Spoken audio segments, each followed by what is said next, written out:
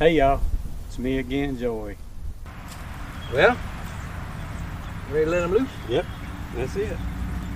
Let's see if they make us run. Oh, Probably so. yeah, that one tried to get after him, but other than that, what can you expect? I mean, can you blame them? Oh yeah, they're getting after us now. Go, Joey, go!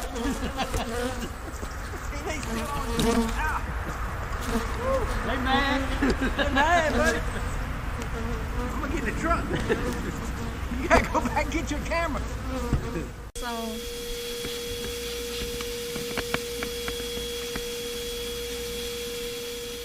But also, just get as many as you can off the one next to it. Get out. You gotta move away.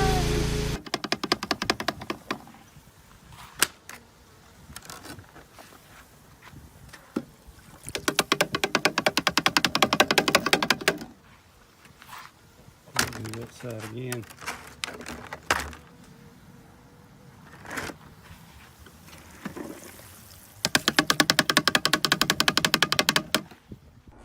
Y'all ready? Let's get started. Hey, here we are again. Hey, everybody. Hope everybody's doing well tonight. How about you, Mr. J.W.? You doing okay?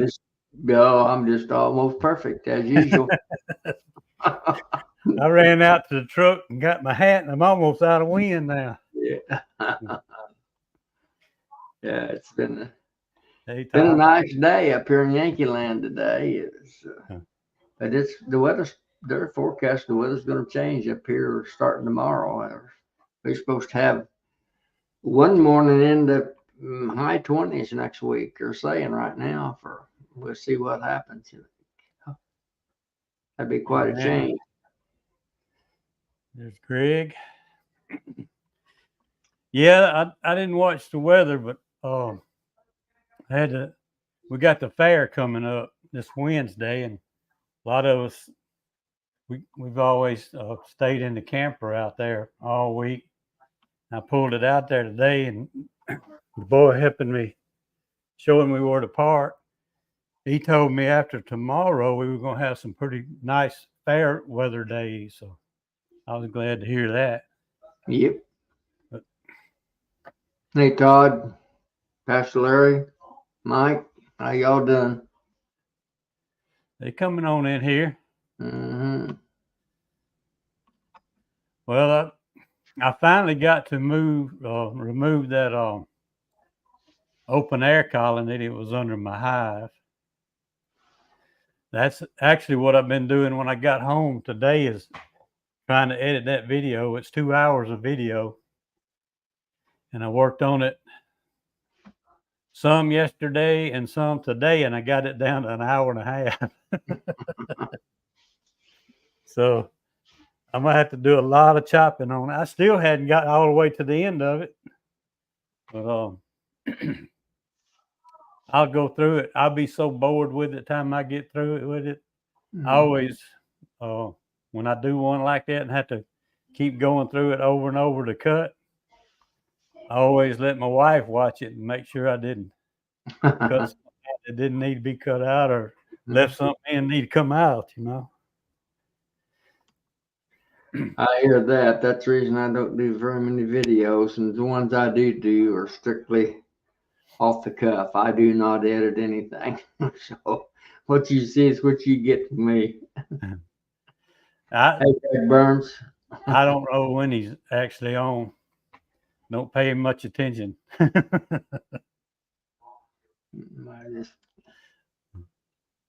Mine don't amount to much. A few I put out. I got one. I got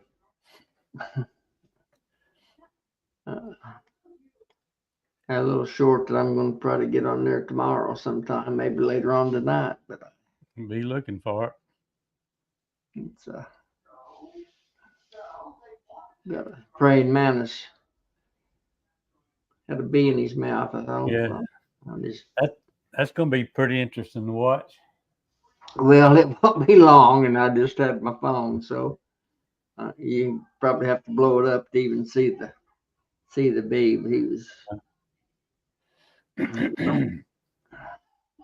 on one of my hive feeders. He had catched him one of my babies. Huh. Hey, Mr. Spillman. Thank Richard. you.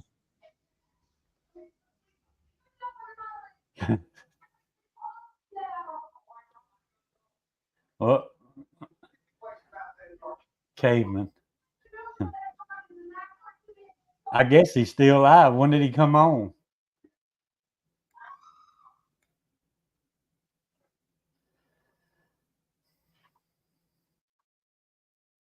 I guess nobody knows. Who you talking about, Cayman? Yeah. He posted he's going to come on at 7, so he's on right now. Imagine up against the man, little man himself. Yeah. He'd be all right.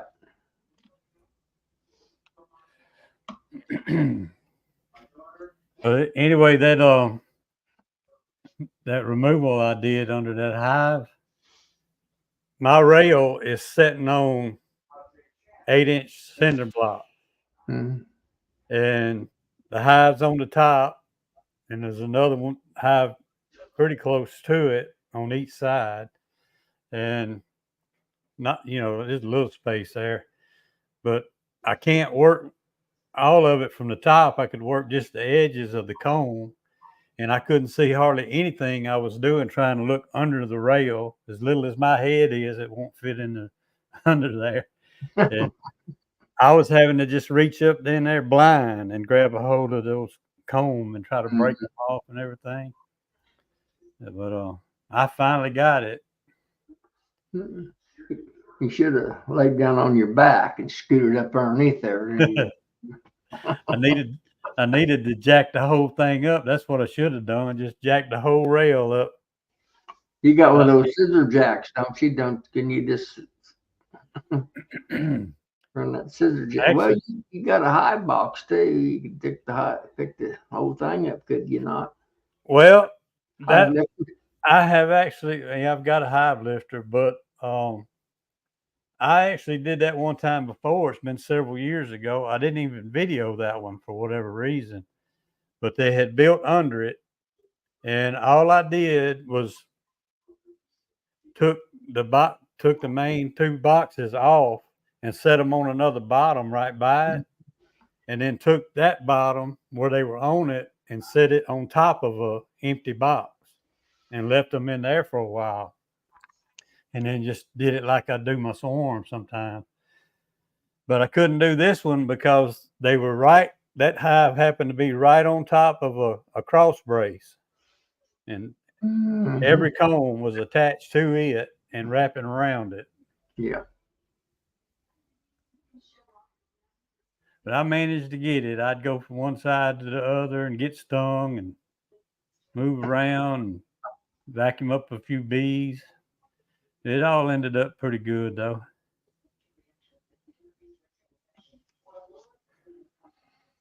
I don't.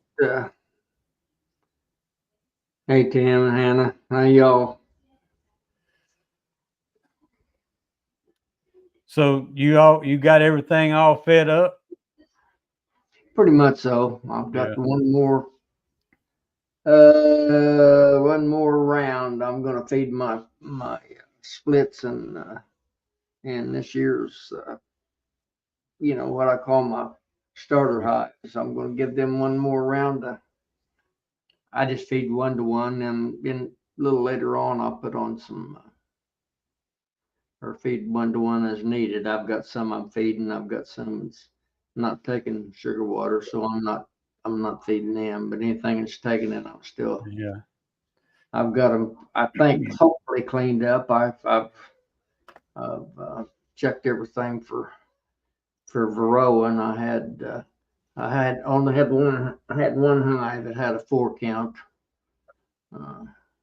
I still got that on over there.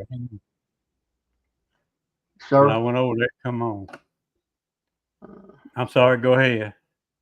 That's all I that's all I had to say. I was just, like I said, my highest row account was a 4, and I gave it a little shot of OA vapor yesterday. So hopefully I've got everything. Most of my stuff was just had some 1s and some 0s. Had 2 or 3 2s, and I don't think I had any 3s, and I had that one that tested 4. So I'm feel pretty Well, good on that. I thought I was going to need to get ready to feed. Just kind of. Uh-oh. I lost you there for a minute. No, I'm here. Anna, hear me? You cut out on me there for a minute. I don't know if it was me or you. Yeah.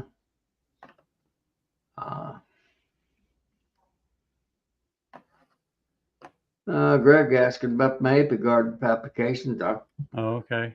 come through them in good shape. I didn't have any problem at all. Actually, it got pretty hot there 2 or 3 days. About the third day, we had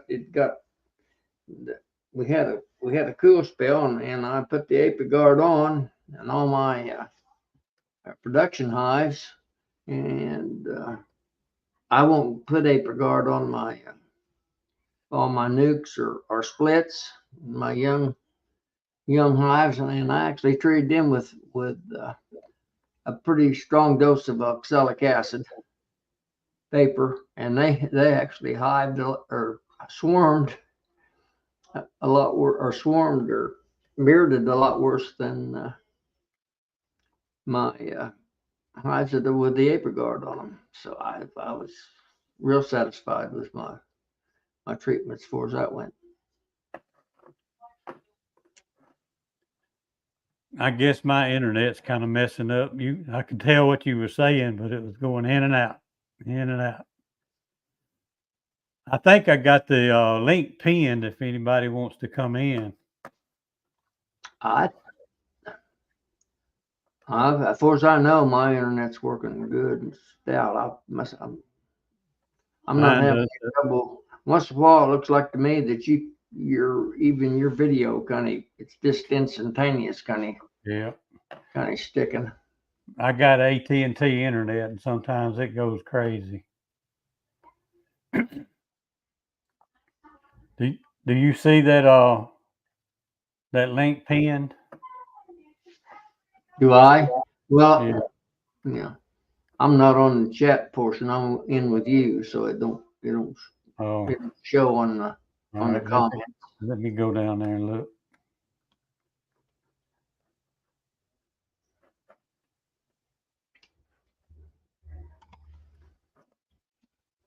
It's not letting me go all the way to the top for whatever reason.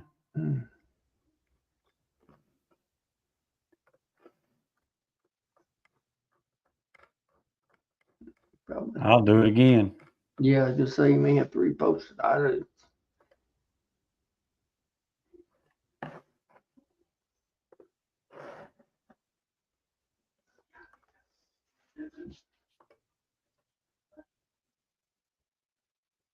Yeah, it's up there. Okay. I seen it that time when I went back. Probably nobody. They don't want to talk to you. I guess. Okay. Appreciate that. I think about the time I went to click on it earlier, the internet locked up on me. Okay. Uh-oh. Yeah. Here comes King Philip Morris. And he's froze up already. He's not moving. Hello. Well, there he was. There he is. Looks like he's out in the woods. Yeah. Yeah. I don't know when it'll hold up.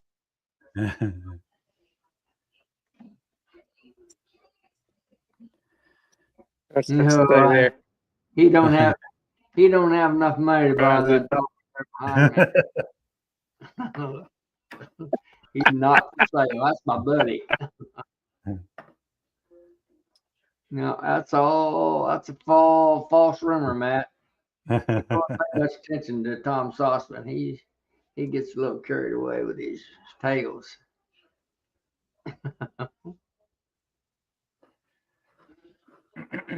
How's things down in Texican land, Philip? I guess everything's all right except for the internet. It's kind of slow here, Yeah. Yeah, that's happening here right now too.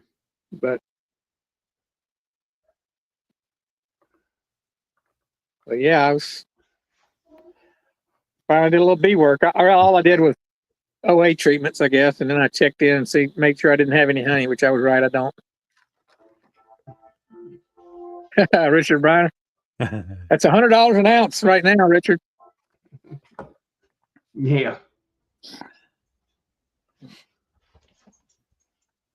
You see that on Philip? Hey, JW, not JW. Yeah, I'm forgetting the name. Or Stone River. Shoot, I can't remember. It'll come to me here in a minute. But it's similar to JW. It might be JW. There you go. Whether you like it or not, go ahead and hit that like button. Yeah, I can't now. I already went into StreamYard. I can't like it anymore. I should have liked it before I came in. If I get kicked out, I'll like it. You can get it after it's over with. Yeah, you guys, you should have got those likes before I came in. Yeah.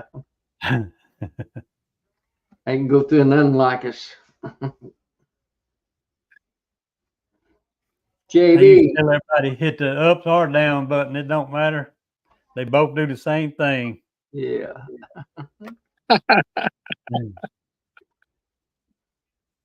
Does that actually show up if you thumbs down someone? Does it show up on their deal or? Back in the day, you used to could see the thumb down and the thumbs up, count. Mm-hmm. But now you don't see it. You see a percentage, but you don't really see the thumbs up and thumbs down. I didn't know if it did on the live chat where it showed how many. I mean, thumbs up and thumbs down. I've never seen one posted as a thumbs down on any of the. On any of the chat streams. Yeah. I was curious about that. Yeah, like I say, they don't. If somebody hit it, you could see it. You can see the counts, how many. But for whatever reason, YouTube done away with that. Didn't want to hurt your feelings. Yeah. Yeah, I turned my camera off because I was lagging so bad. It seemed to help a little bit. Now you're a lot. Your audio is coming through a lot better, also, Philip. Yeah. Well, everybody's telling you, "Hey, Philip." Okay. Yeah, I can't see any comments. I can't look at JW and his donkey. If I can look at the comments, but I can't see JW's pretty face. If I look at the comments. Yeah. Stone River is JB. It's not JB. That's it. JB. Yes. Yeah. I knew it was close. Yeah. JB. I need to write that down, don't I? Well, I'll tell you what, those Day Dance smokers, man, those things are for real. I bought one at the Texas Bee Association meeting. Yeah. And it don't take anything to light it, and it stays lit. I'm just sitting here looking at it, and it's been lit for a few hours, and I didn't hardly put anything in it. What do you use for smoke? I used wood. I just used wood chips, like shavings off my woodworking project. Yep, I got you. As far as I'm concerned, Day Dance, I've got the best. One thing, they do have the best smokers, I think, that I'm aware of. I'm kind of like Mr. David Burns. I just love smokers. Like to smell the smoke. Yep. You're muted. Look at that thing going. You're muted. Okay. Joey, Am I- I think. Yeah. Okay. Some of the people in the chat's already seen this, but just in case somebody hadn't, this is an old data ant.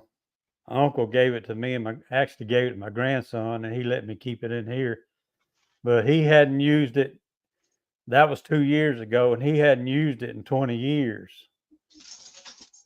So I Wow. don't know how old it is. Hey, Danae and Jack. Good evening. But it's pretty old. The new ones looks just like the same, don't they? The ones I've got, the newer ones I've got looks just like that one. I don't think they've changed much on them. Yeah. Hell, then most of the new ones I think got screens around them where you can't burn your hands on the barrel.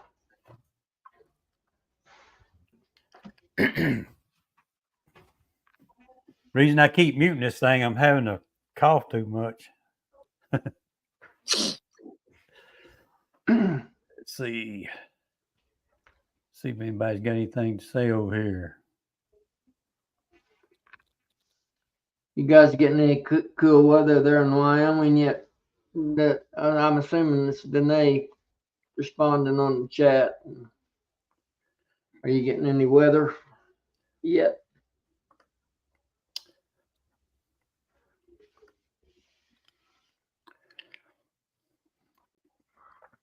Hey, Mr. Brad, how are you this evening, young man? He needs to come on in here. He can tell us some stories. He's always got a lot of good. I'm just looking at the. I'm looking at the comments now. Let's see here. They say it Yeah, is. Gunline's in here. Yeah. Jack and Diane, Danae, Yeah. little Diddy. A lot of smoke. We're between the two big ones in the state. Oh. Hey, Mike. Hey, Russell.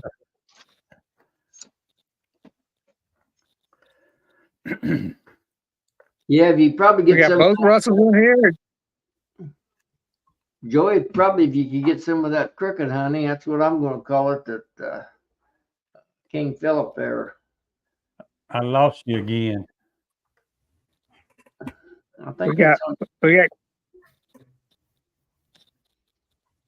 I think that's I on don't you. see. Well, go ahead, Philip. I was going to say we got Confederate Russell in here, but I hadn't seen Yankee Russell yet. No, that's Northern Russell. That's Southern Russell down there. I picked up on that and changed it to Confederate and Yankee. Yeah, that'd be fine. I might have to go reboot my Wi-Fi or something. I got to put my jeans away. I could see them. Yeah. I thought maybe he's going to get on that horse and ride off with one of them with your daughter there. No. He just looked like he's getting ready to mount that horse and take off. There's Todd. Hey, Todd. Hey, what's up, Philip? You couldn't read my text or my comment. When you first came on, you sound like Darth Vader because of the connection. Yeah. Yeah, it's pretty rough right here with I'm outside just to be able to talk at all. Wow. It's Come clear here, now. you got a North little versus south. question there, Joy. They're wanting to check you out there. That stuff you got on the counters behind you. What's that? Just plastic jugs, aren't they? They were asking about what you had back here on the containers. On this way or over here? Both. That's 1 gallon, empty 1 gallon jugs. Yeah, that's what I thought.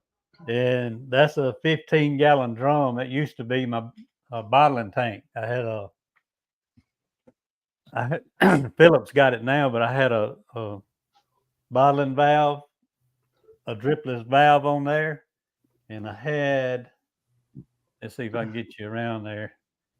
See that drum warmer sitting on top of the Coke machine? That's how I kept my honey warm. I hadn't even started using that, Joey, because I hadn't got the nut to hold it onto the bucket. I still I got tell to you go get what. one of those. Let's see. Hang on a minute. I got you one. Do you? Yeah. All right, promise put that you in. I got one. Put that in a case of honey and send it to me.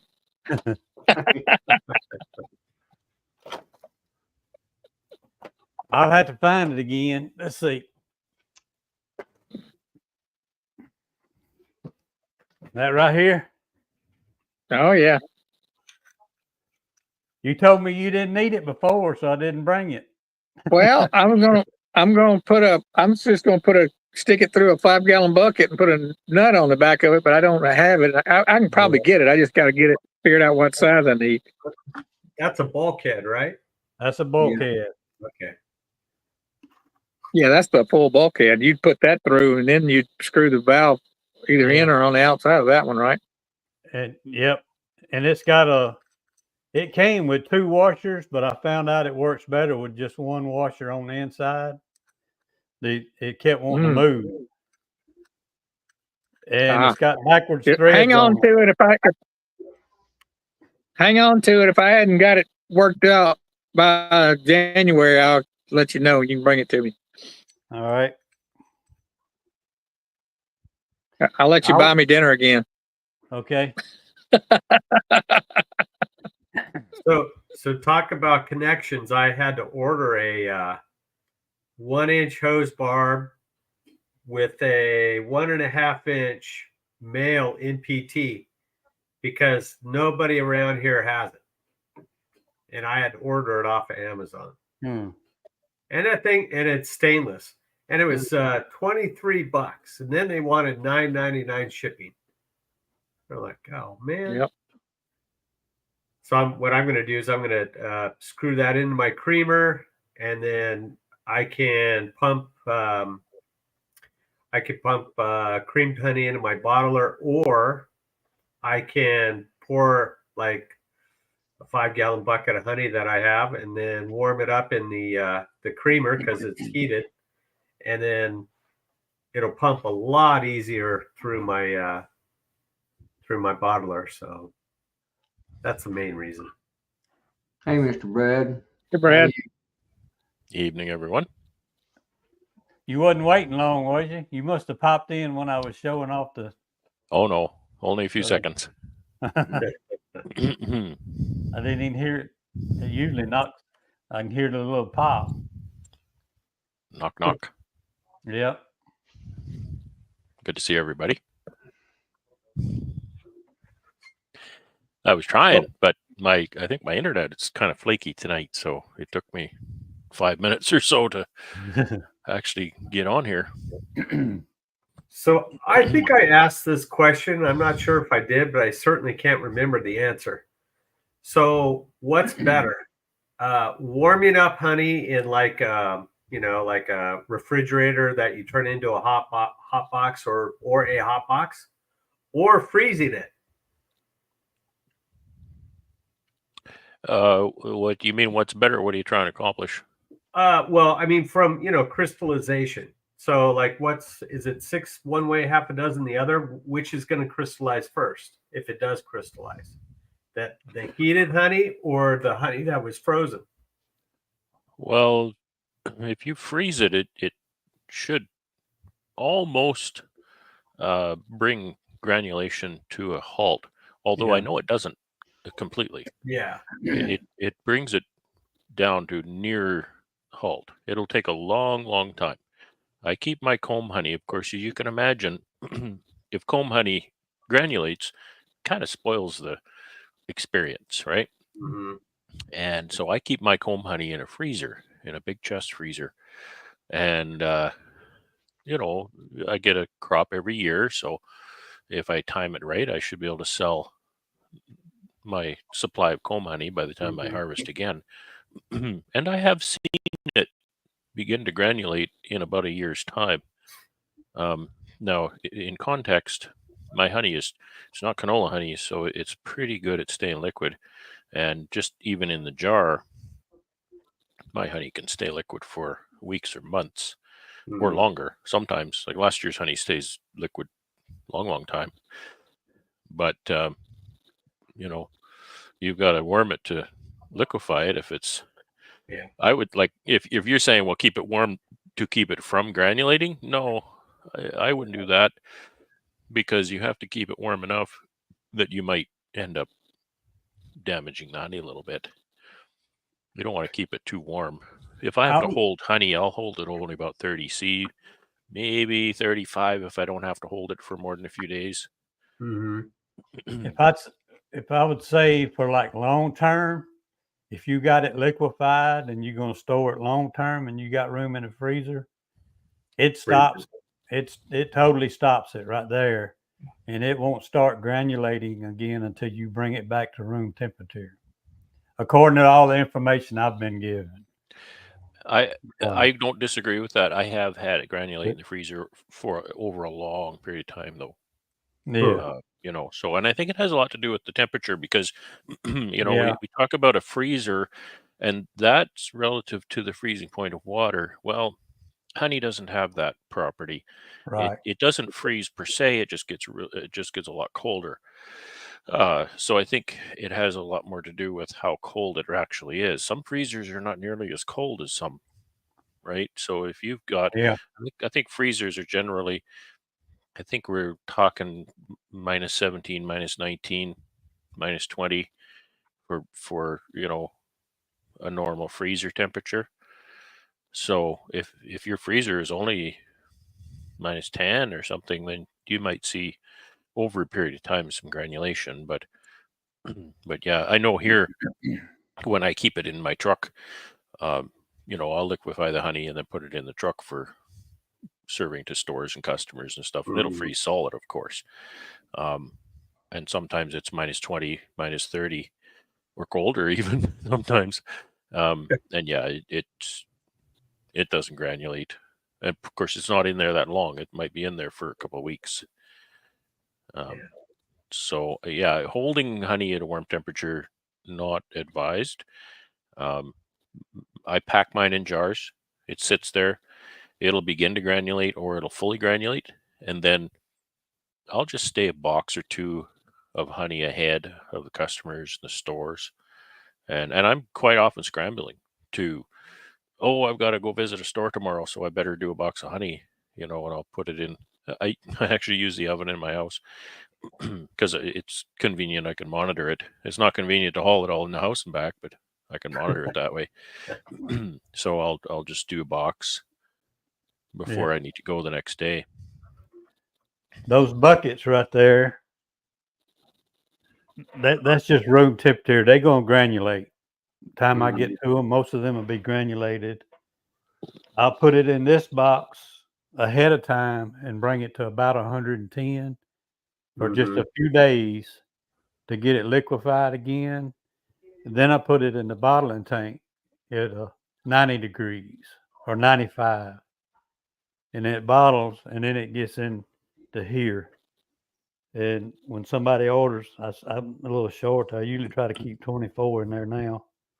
But what's the temperature in the Coca-Cola fridge? That's 90 degrees. 90. Okay. Yeah. Okay. And it's been working for me. Actually, you can see the temperature back over there, I think.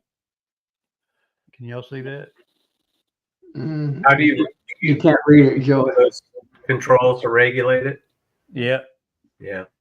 90 degrees. And what I like about that thing, that controller, you can set it to kick off at 90 and back on at 89.9 if you wanted to get it that close. Mm-hmm. But I usually set it like 89 on and 90 off. I like to do the final warm in the container it's going to sell in, because you always have little fine particles or little bubbles or something. And so when you put that jar and you warm it, even plastic containers, I warm those. It's not a big deal. But when you warm it in that container, it clarifies really nice. So the honey looks just great in that jar once you warm it.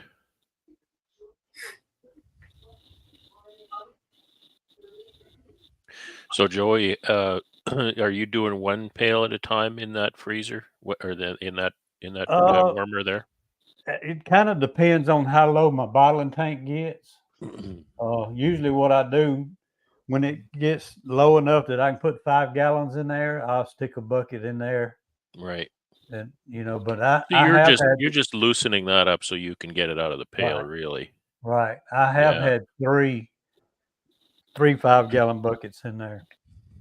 And Yeah. most of the time when I say 5-gallon buckets, some of it's only got like 4 gallons in there where I won't have to tear my old Yeah, my 5-gallon up. bucket's probably only about 4 gallons because I don't want to put more than 50 pounds in it. I don't know Yeah. how many gallons is 50 pounds, but that's what I want to do. So yeah, if I'm going to do liquid pour, I'm not going to, liquefy it. I'm going to loosen it up enough that I can get it in the jar or the pail or whatever I'm going to serve it into, sell it in, and then, I'll liquefy it from there. That's a good question. Comb honey? Yeah. Well, what are you going to do? You can do whatever you can imagine you're going to do. If you sell it to a customer who doesn't mind, then okay. If not, you've got to warm it up and crush it and get the honey out or something, or give it to your wife. Mead honey. Mead honey. Mead honey? Yeah. Yeah, it's not good. I like doing chunk honey where you put the honeycomb right in the jar. But, if that jar granulates, if you don't sell it right away and that jar granulates, all you've got is a jar of honey with a chunk of wax in it because you warm it up and the wax gets so soft that it just kind of floats to the top and ends up as a chunk of wax at the top of the honey. I know I watched a video Gus Mitchell did talking about doing that, and I think you probably can. If you couldn't, he wouldn't show you how to do it. So I guess you can, but boy, it's tricky. It's got to be tedious. Really you got to lay the jar down. Yeah, because wax, again, wax is not like water. Water changes state, where it goes from a frozen state to a liquid state, and then of course boiling a liquid state to gas. That's not the way wax works. It goes through a change over a range of a few degrees, where it goes from solid to a really soft solid to a almost liquid solid to a liquid solid. It just kind of changes over that range of temperature. So it's even if you get the honey to a point, a temperature where the wax is not melted, the wax is going to be so soft that it's going to mush on you. So it's tricky. It's really dicey. So what we used to do when we did markets in the late summer, early fall, we would make a few jars of chunk honey, and they sell like crazy. People love it, especially since we didn't charge any more than just the liquid honey. But I learned pretty fast that if I don't think I can sell it within a week, then I'm not going to make it. Right. On this next question here, I've never had an issue with it getting dark at 90. Of course, I'm not storing it at 90 for a long time because it's leaving out. I'm sure it's going to get darker if it stayed a long time. I know 110 will. It'll make it dark fast. 90 is 32. Okay, so here's a number. I'm no expert. Okay. What I've noticed though is you can actually warm that honey pretty hot if you don't keep it hot, right? Right. You can warm it right up and then cool it down. So you can really, I always say that if you're gonna liquefy granulated honey, get on it. Like, don't sit it in there and wait for a week or two for it to no, you need to do it. So get some heat on it, liquefy it, cool it down. Like you have to get right on that 116 degrees. Here's a number. I did some reading. I did some reading on the government regulations on honey, and there is no number on the CFIA website to tell you what raw honey qualifies as. And I think raw honey really is just not pasteurized honey. However, the only number that I ever saw was in the organic honey production standards.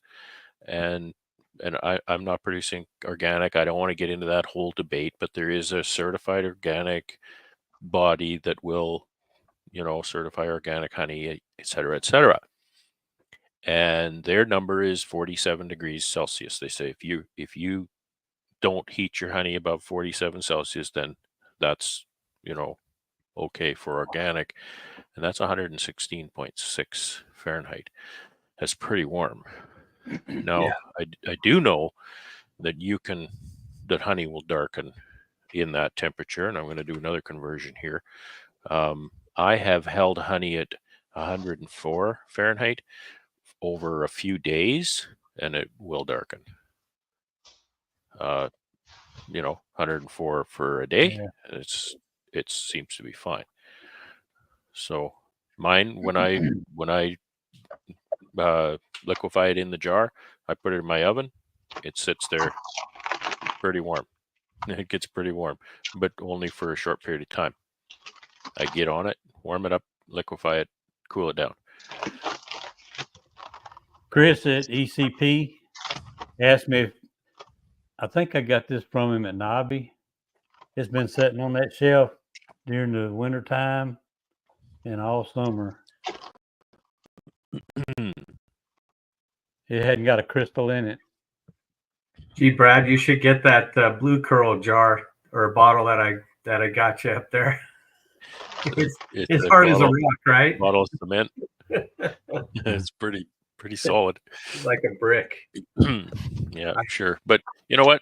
I looked for all of the guarantees and the methods and the numbers and the temperatures and everything when I started this.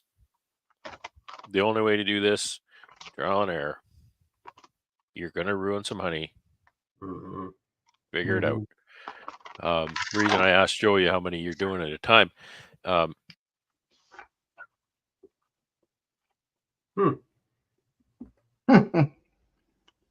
think he went out. We lost you. The cat hit the button. Yeah, you got a delay or something. No, it's that thing. Okay. It's my button. Yeah. I bumped my button, I guess. Yeah, it's usually the cat. Yeah. So where was I? So I was asking Joey your cabinet how many you did at a time, because when I take my honey for packing, just to give a context, it's 600 pounds. It's 12 pails generally, either 10 or 12 pails. They'll usually be creaming some or all of it, and so therefore I need to warm that honey up so that there are no crystals. Yeah. Right. That's the first step in creaming honey. You have to make sure there are no natural crystals existing, because that'll take over and interfere with the creaming process that you're doing. So it takes a week. 600 pounds of honey in my cabinet takes a week. But it can be, I've had it in unheated storage at minus 30 degrees Celsius, granulated hard as a rock, and put it in that cabinet, turn the temperature to 47 C, just because that's the temperature I've chosen, because that's the only thing I've seen any entity say about temperature. Mm-hmm. And I can leave it in there for a week, for 7 days, and it's perfect. And I have never detected that it's darkened, and my honey is a very light honey, and it creams very nicely. So I have to trust the process, right? Because I put my honey in there and I think, oh man, that's hot and it's a long time. I'm going to ruin my honey. But I have to trust that process, and it works.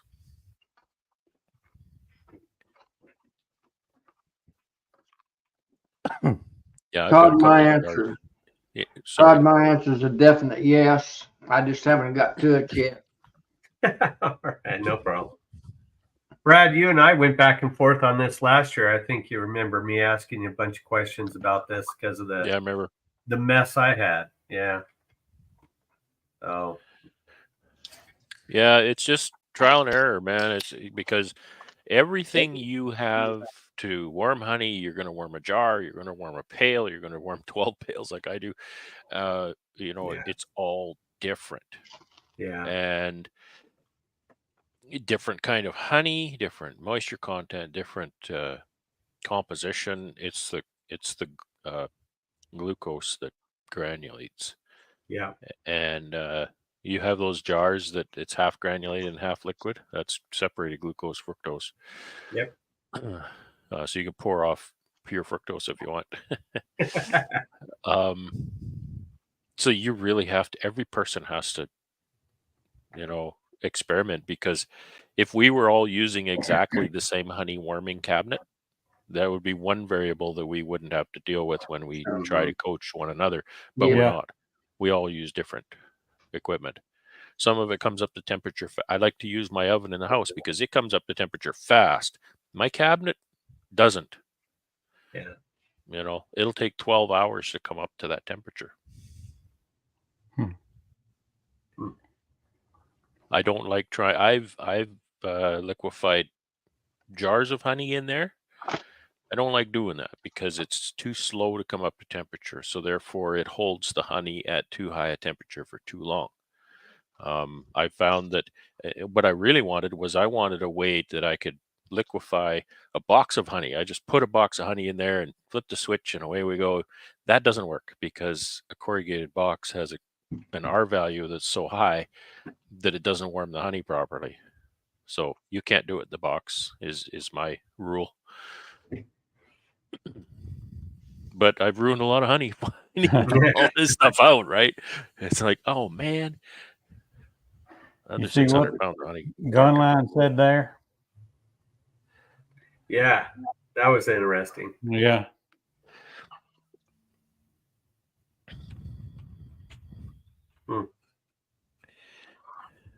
Uh-oh.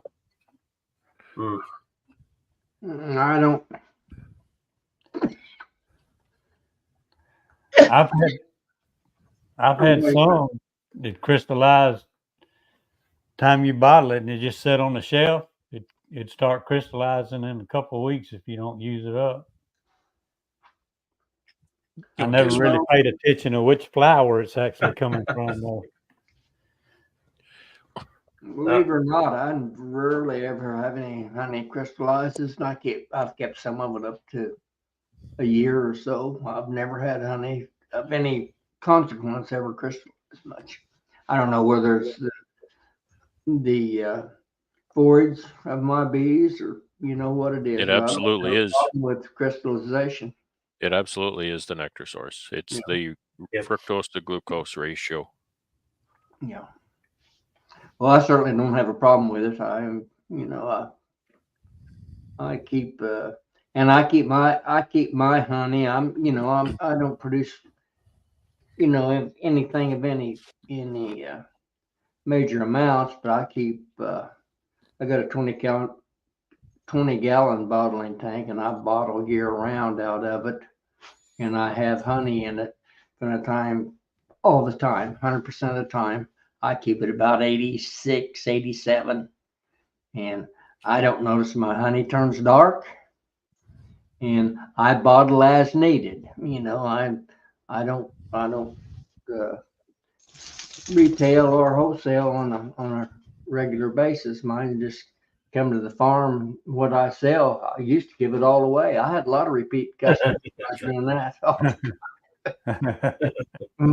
But so 87, that's 30.5 C. And yeah, if I want to hold honey for a period of, say, for example, sometimes I'll load my cabinet up with 600 pounds of honey, and it'll sit there for a week, and I'll nicely liquefy it. My packer calls and he says, "Hey, can you wait another week before you bring that stuff in?" And I say, "Yeah, no problem." I turn it down to 30 C, which is 86. And I'm comfortable letting that sit there forever. at 30. 30 is, I mean, the hive is 32. Mhm. So I don't think there's a problem there. Well, after I get my liquid honey in shape, I store it in 5-gallon buckets.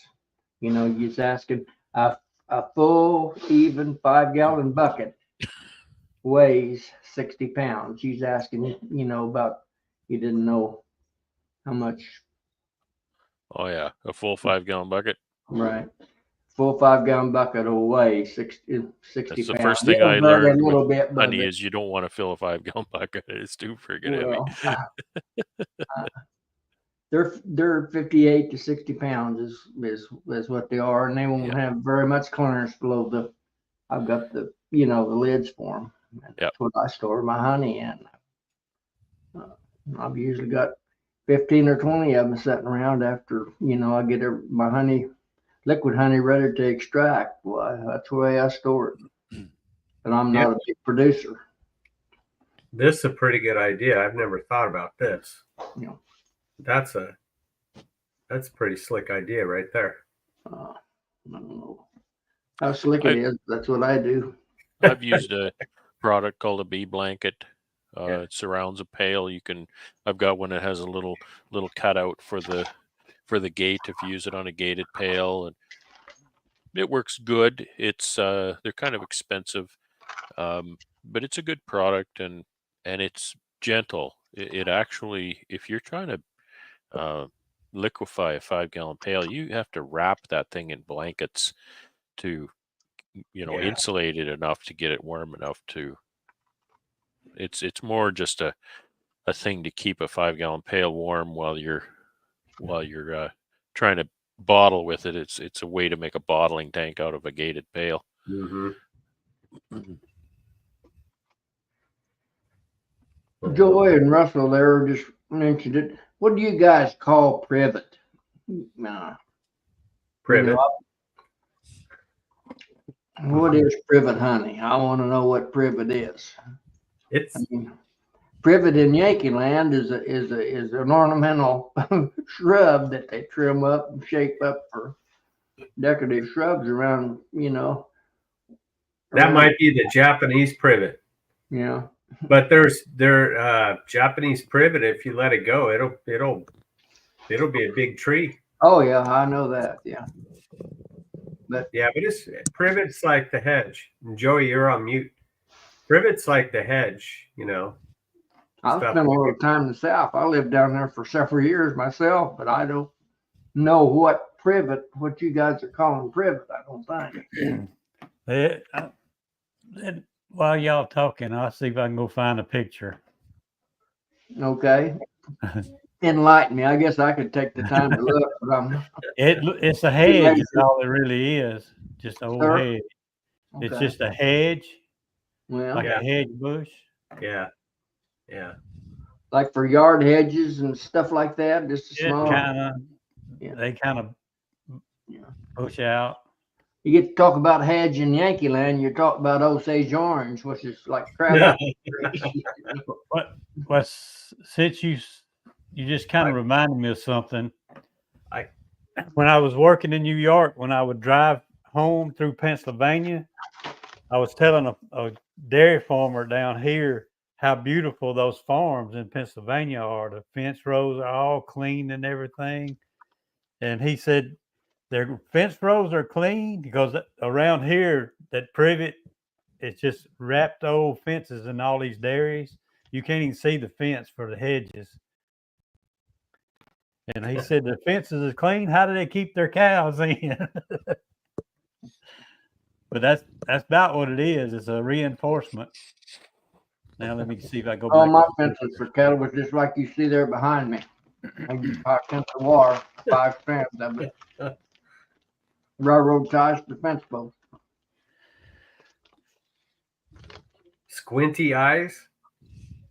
Nah, he don't know. He wouldn't know a horse if it hit him in the nose. Hmm.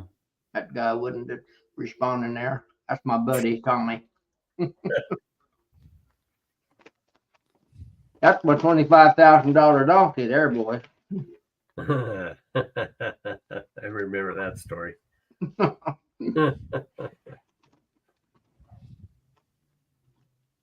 I put him on there specifically for Darren out there in Pennsylvania, and he's not on tonight. Darren, he was in here. Well,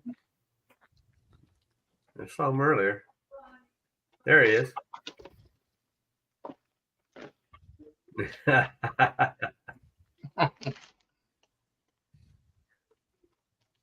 You know, one time when I was in Missouri, I tackled a Osage orange, or I got in a tangle with an Osage orange, and I lost. you will.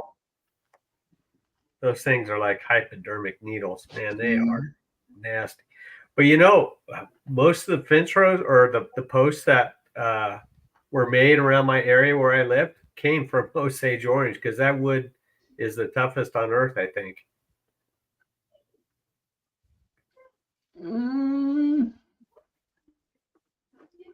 I still don't know. See, Gunline there is responding on the privet. I still don't. I'm gonna have to see a picture of some. I guess I probably know what it is, but I never called it privet. I don't think. I'm gonna pull something up here. See if I can figure out how to do this. I thought I'd find one on my computer. Yeah, just go to Google and just type up privet. That's what I'm doing. You get all kinds of stuff.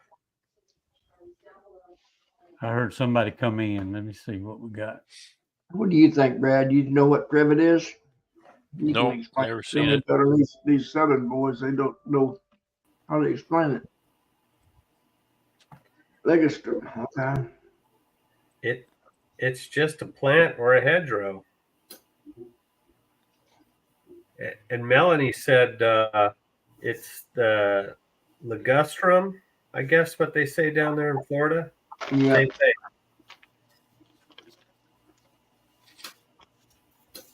Whoa. Darren. Hey. Snuck in while I wasn't looking. How you doing? Well, I just jumped on just to tell JW that I'm looking at his donkey. 25 grand there, buddy. Look at that. No way, buddy. Prime specimen. I think I told you that's worth like at least $250,000. I would not part with that donkey. Is that donkey's name 25G? That donkey is your buddy. That donkey's name is Donk. Donk.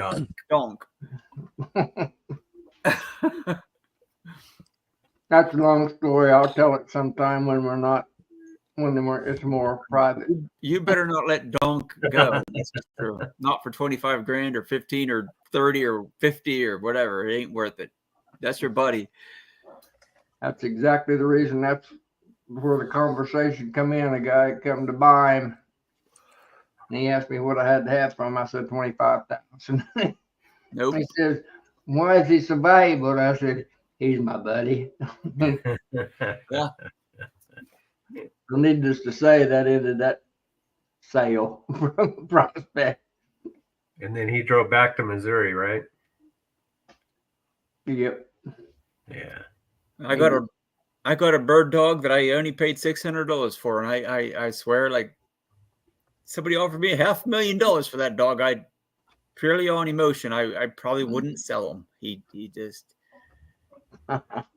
he's just my buddy, and he's already 9 years old, and I'm hoping to get 9 more years out of him, but I don't know. But he's my buddy, just like that cat that Brad's holding right there.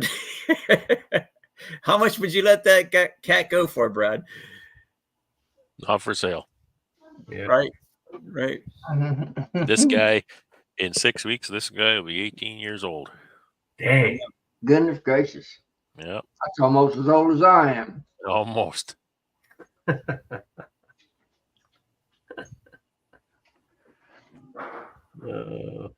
I've got 17 of them. Well, actually, right now I've got 22 because I just had 4 kittens at the farm. And they're about to break me, and I'm trying to get them from reproducing. It's $107 a whack at the local vet if you have them spayed or neutered. That's if you got over 10. And his sister is right over here on the end of the chair. 2 nearly 18-year-old cats here. Hmm. They're doing pretty good. He's definitely showing his age, but he's doing pretty good. My cats are just barn cats, but I've got to get up here, boss. Come on.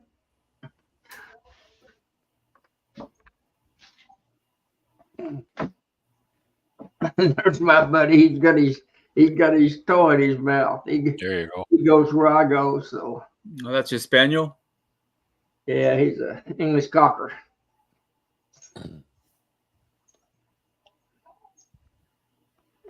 Well, this guy loves this black T-shirt.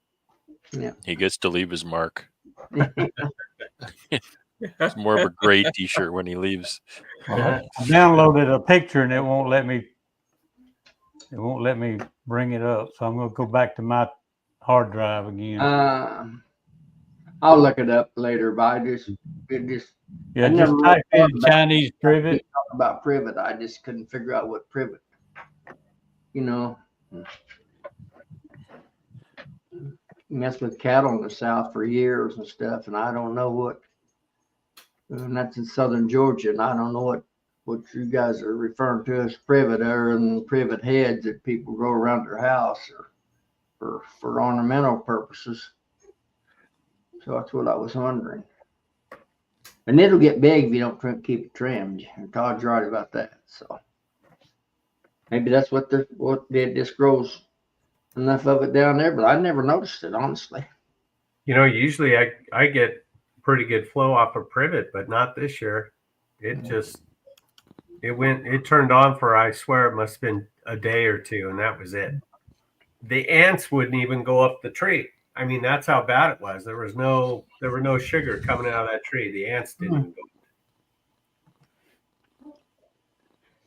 go. Well, ours was the same way this year, Todd. Like it didn't bloom for me at all. So I mean, I don't really count on privet, but I have some across the road for me. It's quite a bit on And you know, adjacent property, but it just didn't bloom. So I don't know what. You know, they say never depend on fall flow, and that's where, for me, that's where that blue curl goes. It didn't do anything. It did and it didn't. It went on, it turned off, and it went on again, but that was it. Very, very bad. I don't think they got very much off it anyway. I usually, when I pop the lids, I could smell it. Not this year. I think I caught a whiff in 1 or 2 hives. That was it. This is very disappointing. So my sugar bill is going to be going up. Yeah, I can tell you my fall flow, what little there was is definitely over. I'm in full-fledged dearth, and my bees are responding likewise. I was telling Joey, I'm gonna call them George Patton bees. I think, boy, they're in full attack mode. My bees are normally pretty calm, but Are they slapping you? they're doing more of that. They're putting the hurt on my hand. I never wear gloves or anything. I'm too bullheaded. I probably got stung 7 or 8 times this afternoon on the hands. Well, that's good for you. I know. Keeps the arthritis off your hands. Yeah. Heck, I get a few more bee stings, I may live to be as old as you guys are. It's good for the blood pressure. Yeah. Yeah. Believe it or not, my Joyce, my wife gets aggravated. She's a inherited high blood pressure. I live on grease and gravy and stuff, and mine usually runs about 118, 120 over 68 or 70. Yeah. Wow. Huh. So Todd, you were saying that like you can smell the privet. No, the blue curl. Oh, the blue curl. Okay. Yeah. Okay.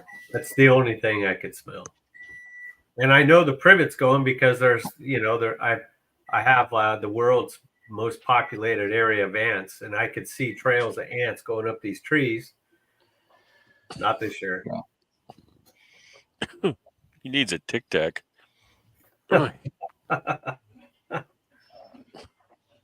Here we go. You got it? There you go. That's Mike Berry. That's a Mike Berry video, isn't it? No, that's me. Is that you? That's Joey's rebar hive stand. Ah, See that privet back there? Yeah. you don't trim up your privet and make it look pretty, do you, Joey? No, I usually cut it down when I get a chance. Yeah.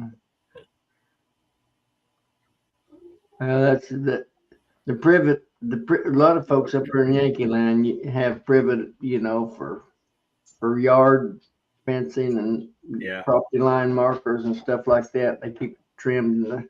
But you see how that's doing? That's what it's good for when it starts really growing. Yeah. It just grows out into the open areas. You have to come every year and fence row. Looks like I went out. You did, but I think privet is considered an invasive species here in the Yeah. U.S. Yeah, it is. Like everything else that comes from China. That smell it makes, boy, that really chokes me up too. Really? Oh yeah. Yeah, it gets to me. You can smell that, Todd? Like I don't know that smell. Yeah, when it blooms, not just out in the open, not in a hive, but when it's blooming, man, it gets me. Really? Yeah. It's got some smell. I can't even describe the smell. I don't know what it is. I mean, I know what it is, but I can't describe it. It's like thick air sometimes. I'm sitting there breathing and I thought, wow, is that smoker in my face or is that the privet?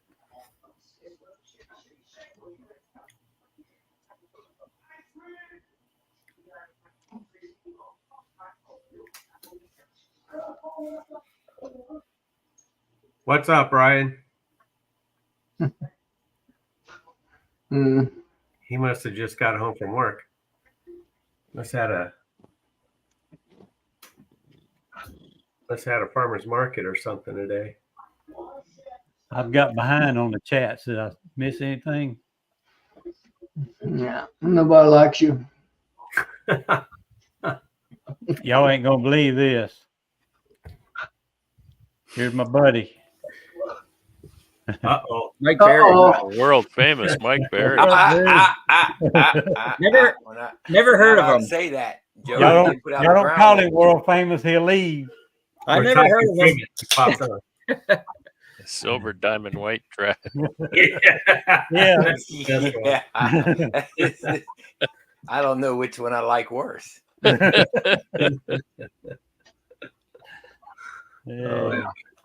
I see I thought Joyce about got you, you.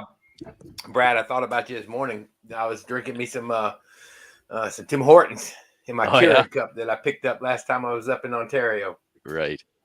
I love that stuff. Yeah, I was thinking about you too. I don't know why.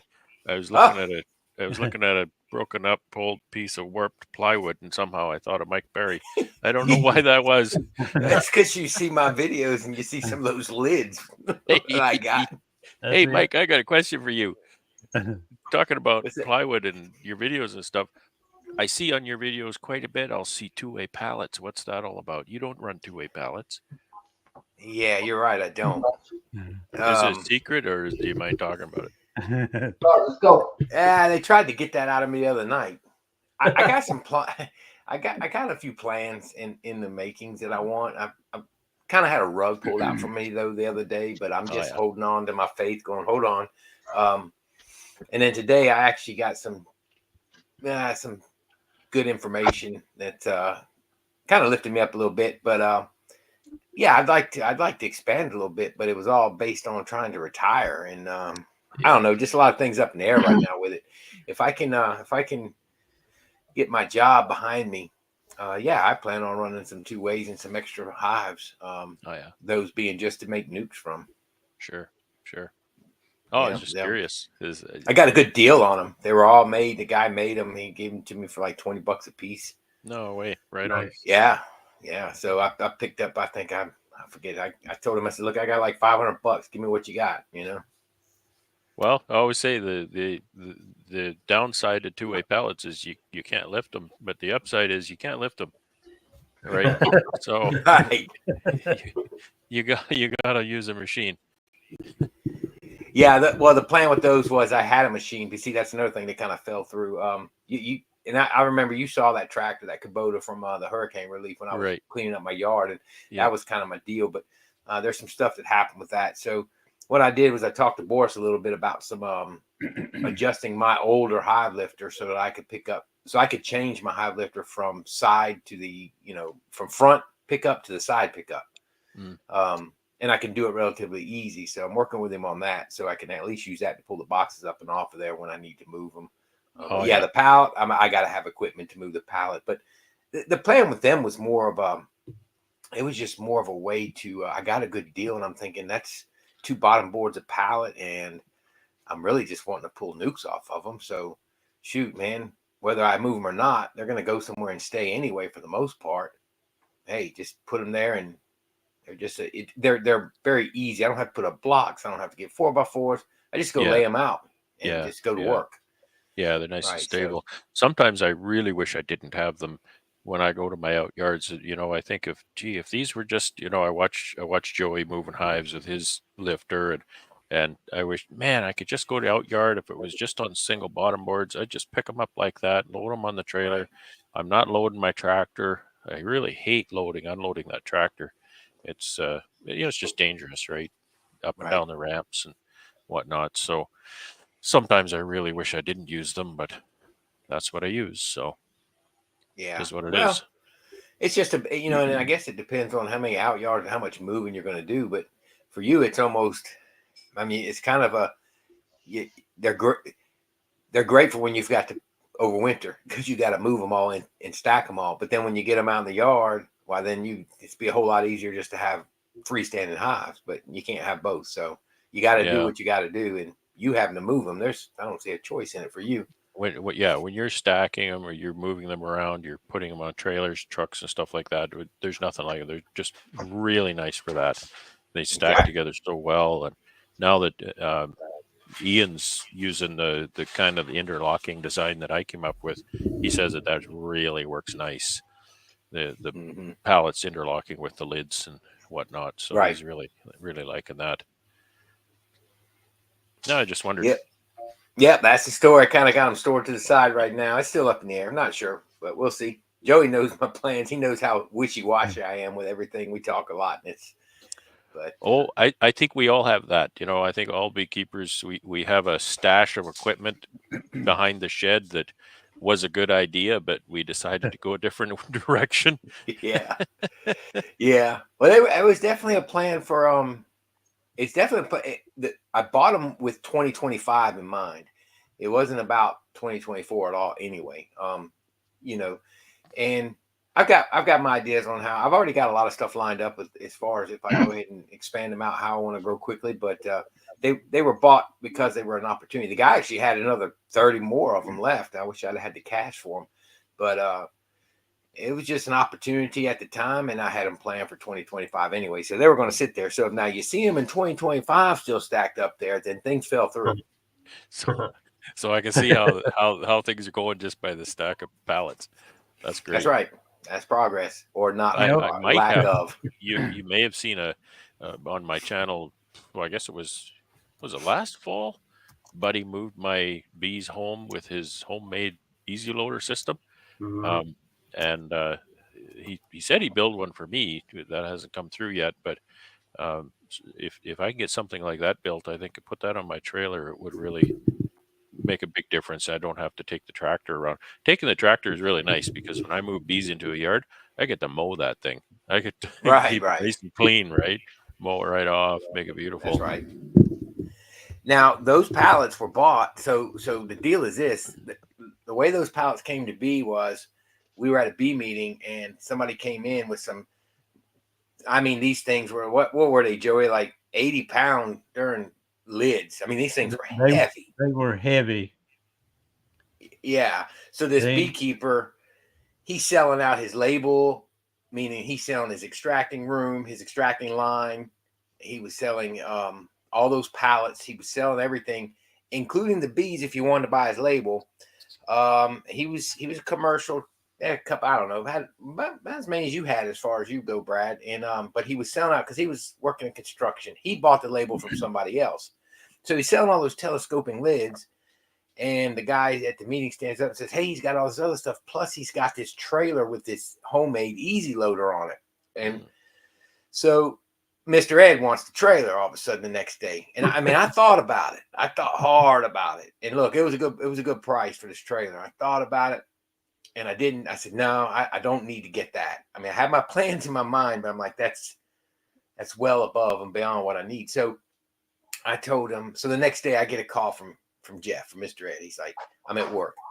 He's like, man, I'm going to pick up that trailer. I called that guy, I'm gonna buy it. And or no, he couldn't get a hold of the guy. That's what it was. So I called the guy for him. And when I talked to him, the guy was like, yeah, I got these pallets too. So I told Jeff he didn't have a truck. So I'm like, Jeff, ain't but one way you're going to get that. I got to drive you up there or down there. So we truck all the way down to Marrero and we go pick up this guy. He had built a homemade easy loader. He put it on a car hauler. It had steps on the back so you could pop these steps out and get up on it. He had it centered in the trailer and it had 7,500-pound axles on it with a really nice tongue.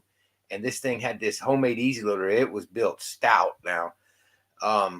And I mean, it was as nice as those, I mean, I shouldn't say it's as nice as like the ones that Ian has got, but it was a really nice rig. It had lights outfitted, all LED lights. You could move hives at night. And so I towed it back with Jeff. And that's how I wound up with the pallets. I was like, look, I'm going to buy these pallets too and help Jeff get that trailer back. But that homemade easy loader was sweet. It did break on Jeff. I don't know if he ever showed it in the video, but it wasn't because the easy loader broke. He had used turnbuckles and he welded the turnbuckles and one of the turnbuckles let loose. Oh, yeah. When it did, that thing came down. It didn't have a load on it. It did it on the road, but it was just because of a bad weld. So he's just got to weld it back up. But I think he's got other plans for it. But it was a nice homemade easy loader. Like that homemade, because when you're working with something that's overhead, boy, that can really get nasty in a hurry if something goes wrong. Talking about easy loader, there's Mr. Easy Loader himself. Hey, boss. Yeah. I tell you, the trailer itself was worth more than what he actually paid for. Nice. It was. Nice. Hey, Ian. Oh, there's the guy. Yeah. Talking about how I don't know how that man keeps up.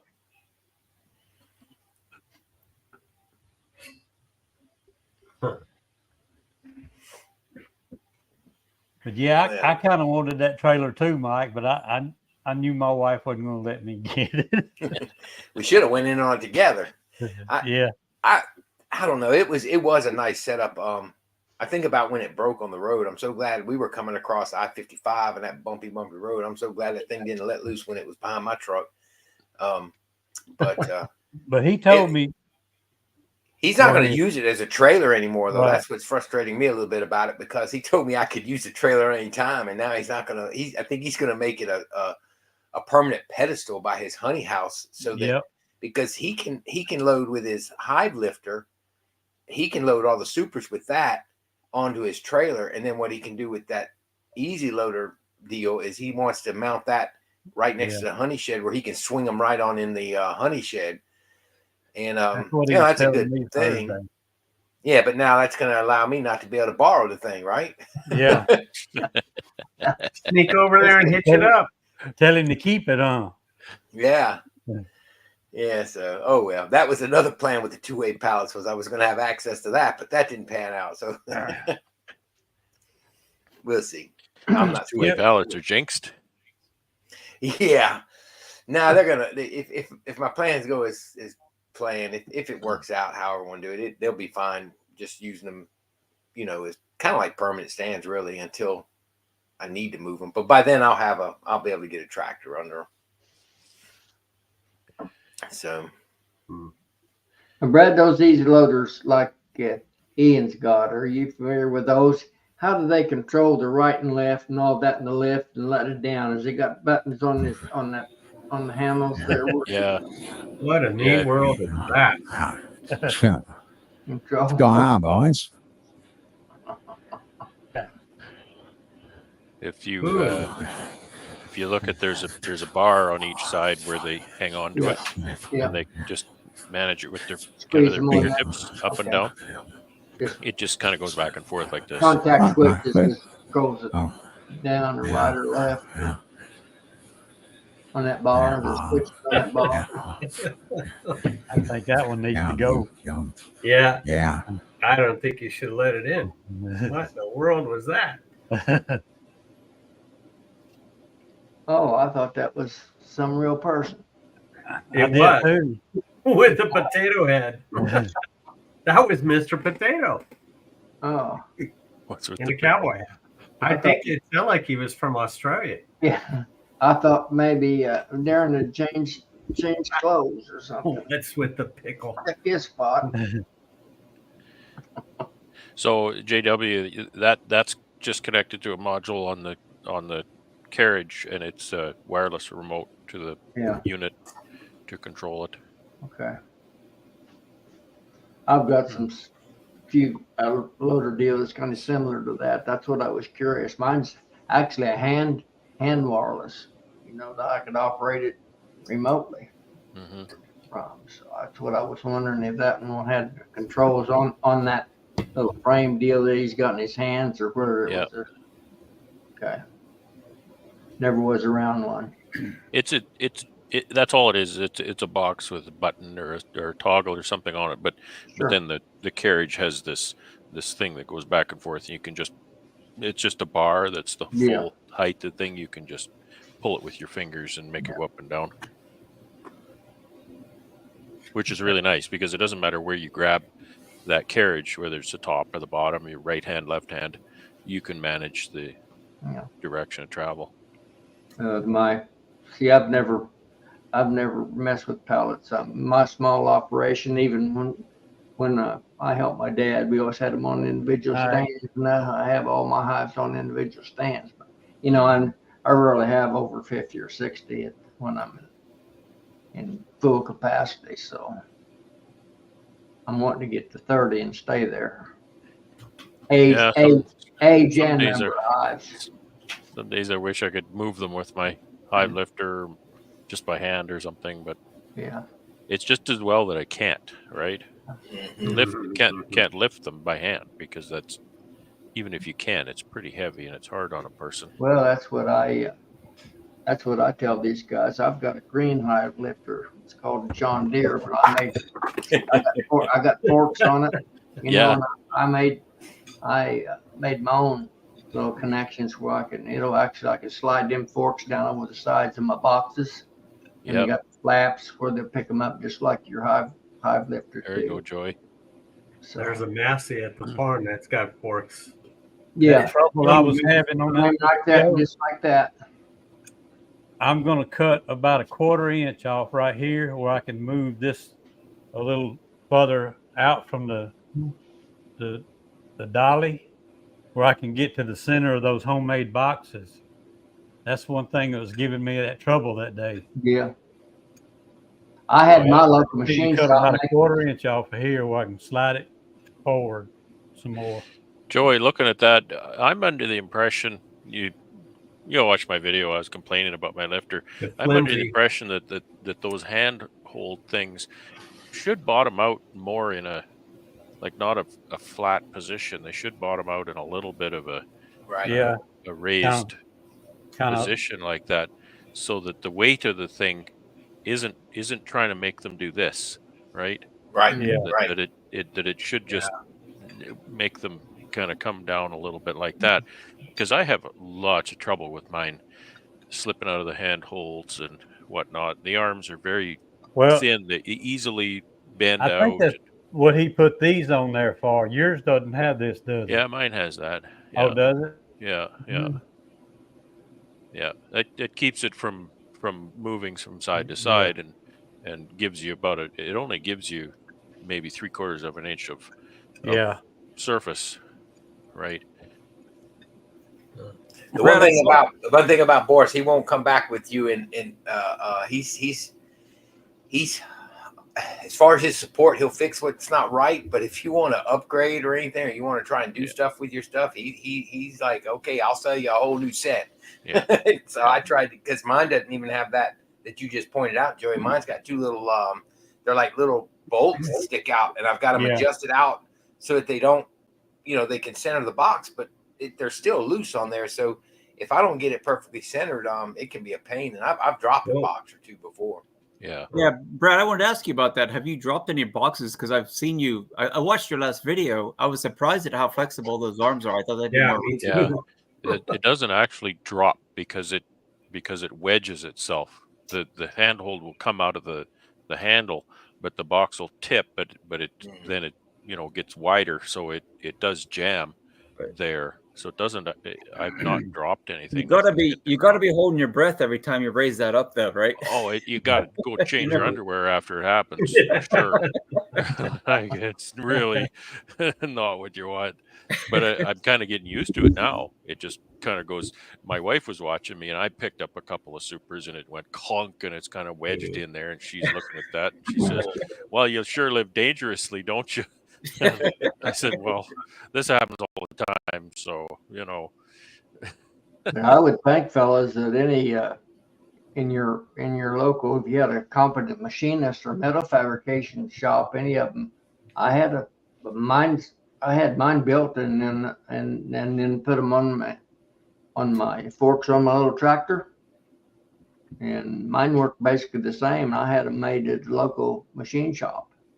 So the ones if that force are won't on, cooperate with you, Mike, if you got a local metal fabricator or good competent metal fabricator or machine shop, they'll be able to make you whichever you need. Yeah, I think. the one that's on Ian's Easy Loader cradle, they're far better. They're way better.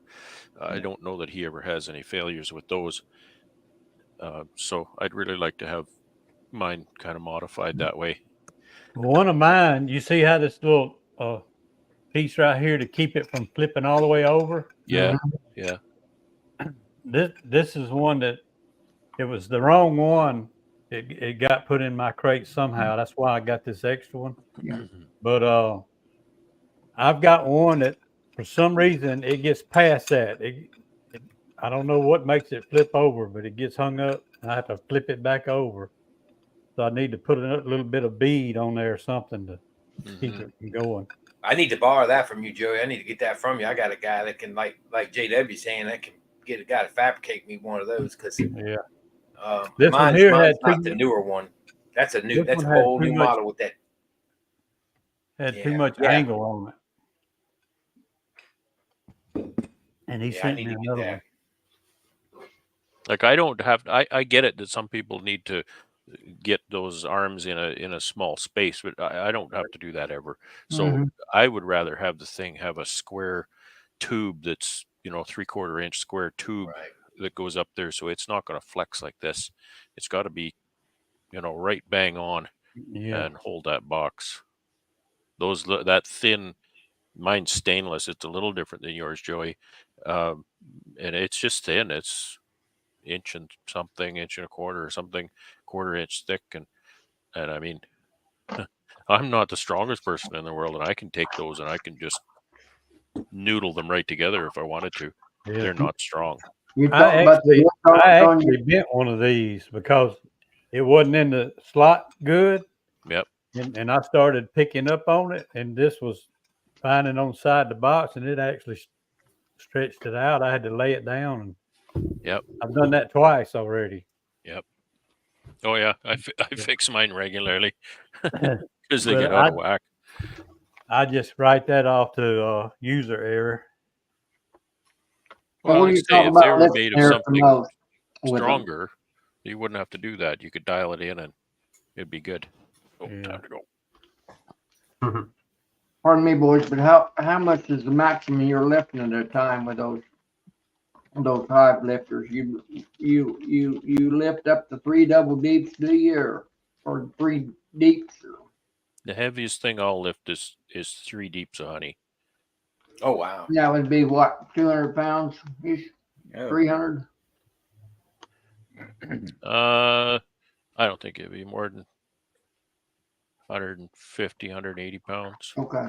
I think The- that B1's actually 60, rated 70 for what? pounds per box for deep, you know, full of honey. It weigh more than that, won't they? It'll like the motor on it'll lift 400 or 500 pounds, Yeah. but not the The rest of the arms machine. probably won't. And they No. look pretty Yeah, light I'd be- to me. I'd be scared to put 500 pounds on it. that'll fail first. I have lifted 4 deeps, Oh wow. but that's you can't control it. You get 4 deeps up on there. That's when it was new. You get the And 4 those deeps lift up on there. arms are just square tubing? Is that what he makes them out of? Square? The arms? No, they're just a straight flat. Mine or a piece of stainless. Joey's a little different, but it's just a flat piece of. I don't know what it is. It's maybe. I don't think it's an inch and a half, inch and a quarter by a quarter inch thick Yeah. piece of stainless on mine. Oh. That's Oh, Mike's had too much to drink. Mike felt yeah. I had too many Coca-Colas. That's what happens. Camera fell. So What that's part why I you think talking Joe. about? That's why I think JW. If it was a piece of, 3/4 inch tube, an inch and a quarter tall or whatever it is, that would be 10 times stronger. And you Well, get that tubing in different Another thing, walls. that may be a 1/4 inch thick right here Yeah. and about 4 inches here. But look what's holding it on there. 2 little welds. Yeah. 2 little spot wells. Oh. Of course, that weight is being rested on there, but it's still two spot wells. I think I'd have welded it all the way across, or at least about an Yeah. inch. Well, I guess it's only not enough if it ever fails, right? See, that's a Brad- nice thing about what he's building is he's used these things for years. He's gone through iterations on his Yeah. own before he started Sure. selling them. Brad, I have to tell you though, the way I saw you you were able to flex that arm like that just with your hands. I don't see how you could have even pulled 240 pounds with that, without. Well. I mean, that's just so. Well, once the unreal. weight- Hold your once- breath. Yeah, once Yeah. the weight's on there, they seem to hold pretty good. Yeah, Yeah. you got to get it just right. But that's the It's thing, not- you've got to get it just right. You've got to get the width of them, and my boxes are pretty darn consistent, and a lot of people's boxes aren't. So Yeah. I can dial that right in. By the time I get that guide next to the box right up tight, the handhold only has about 3/4 of an inch more, grip on When- that thing, and I don't know. I still think those flappers should bottom out in more of an upward, so that they're lifting and not just trying to, muscle Yeah. it this way, I so agree that with they're that. actually lifting like this, Yeah, right? I think that would help keep those arms from splaying out. definitely agree. There's with the that. guy right there. I was just There's getting ready to mention Charlie. his. Lifter Charlie. If we can get Charlie on there, he can tell you how to resolve all those problems on those That's lifters. right. He studied them for about 5 years before he ever bought them. I just wait. Well, I appreciate Yeah. the confirmation on that idea, because I didn't know if I was crazy or not. The only thing Sorry. I did watch your video today. We are on, right? Yeah. Yeah. Yeah, no Um, cussing, Charlie. No I bad watched- language.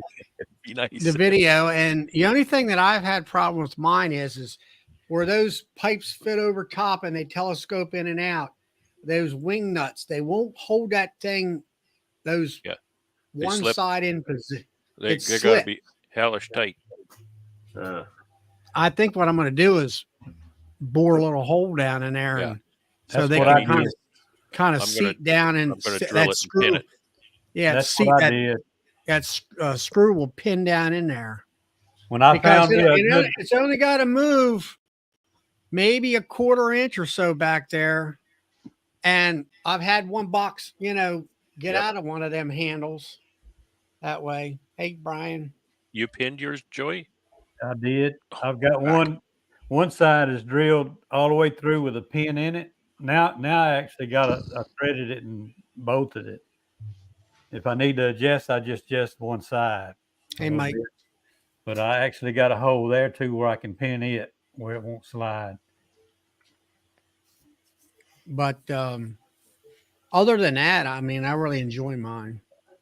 It saves my Oh, back. something invaluable. terrible. Absolutely Oh invaluable. yeah, just little things. I'm gonna pull a pollen trap on one of my hives, and just to be able to pop 2 deeps up in the air with it, pull the trap out and drop it back down on the board, man. That's a I back mean, saver in and that's of itself. I mean, it's you know, you just hook up to it, and you Mhm. know, I find it. You know, once you get it, you just kind of teeter totter up. It raises them boxes up, and there's no stress on your back or anything. It just No. works so well. I did. I had to move like I think it was 10 or 12 hives. I moved out from a northern area all the way down to the south. I brought my flatbed trailer up there, and I took that hive lifter and put every single one of them. I was all by myself out there. Picked every one of them up and had them on the trailer. I'm within 10, 15 minutes. I had them sitting on the trailer, and all I had to do was slide them in the middle and throw straps over them. Take them in town, and then pull them out and unload them the same way. The whole operation outside the drive took me 30 to 40 minutes at the Yep. most, and I didn't pick up one box.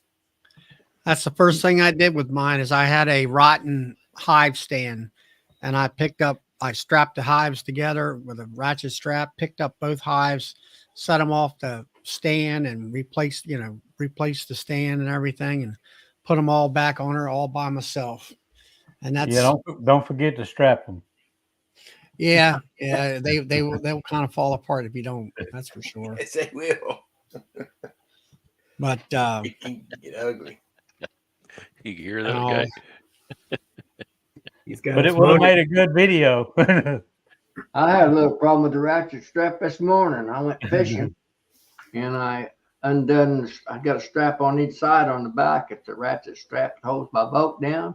I undid the left, but I forgot to undo the right when I lowered the boat.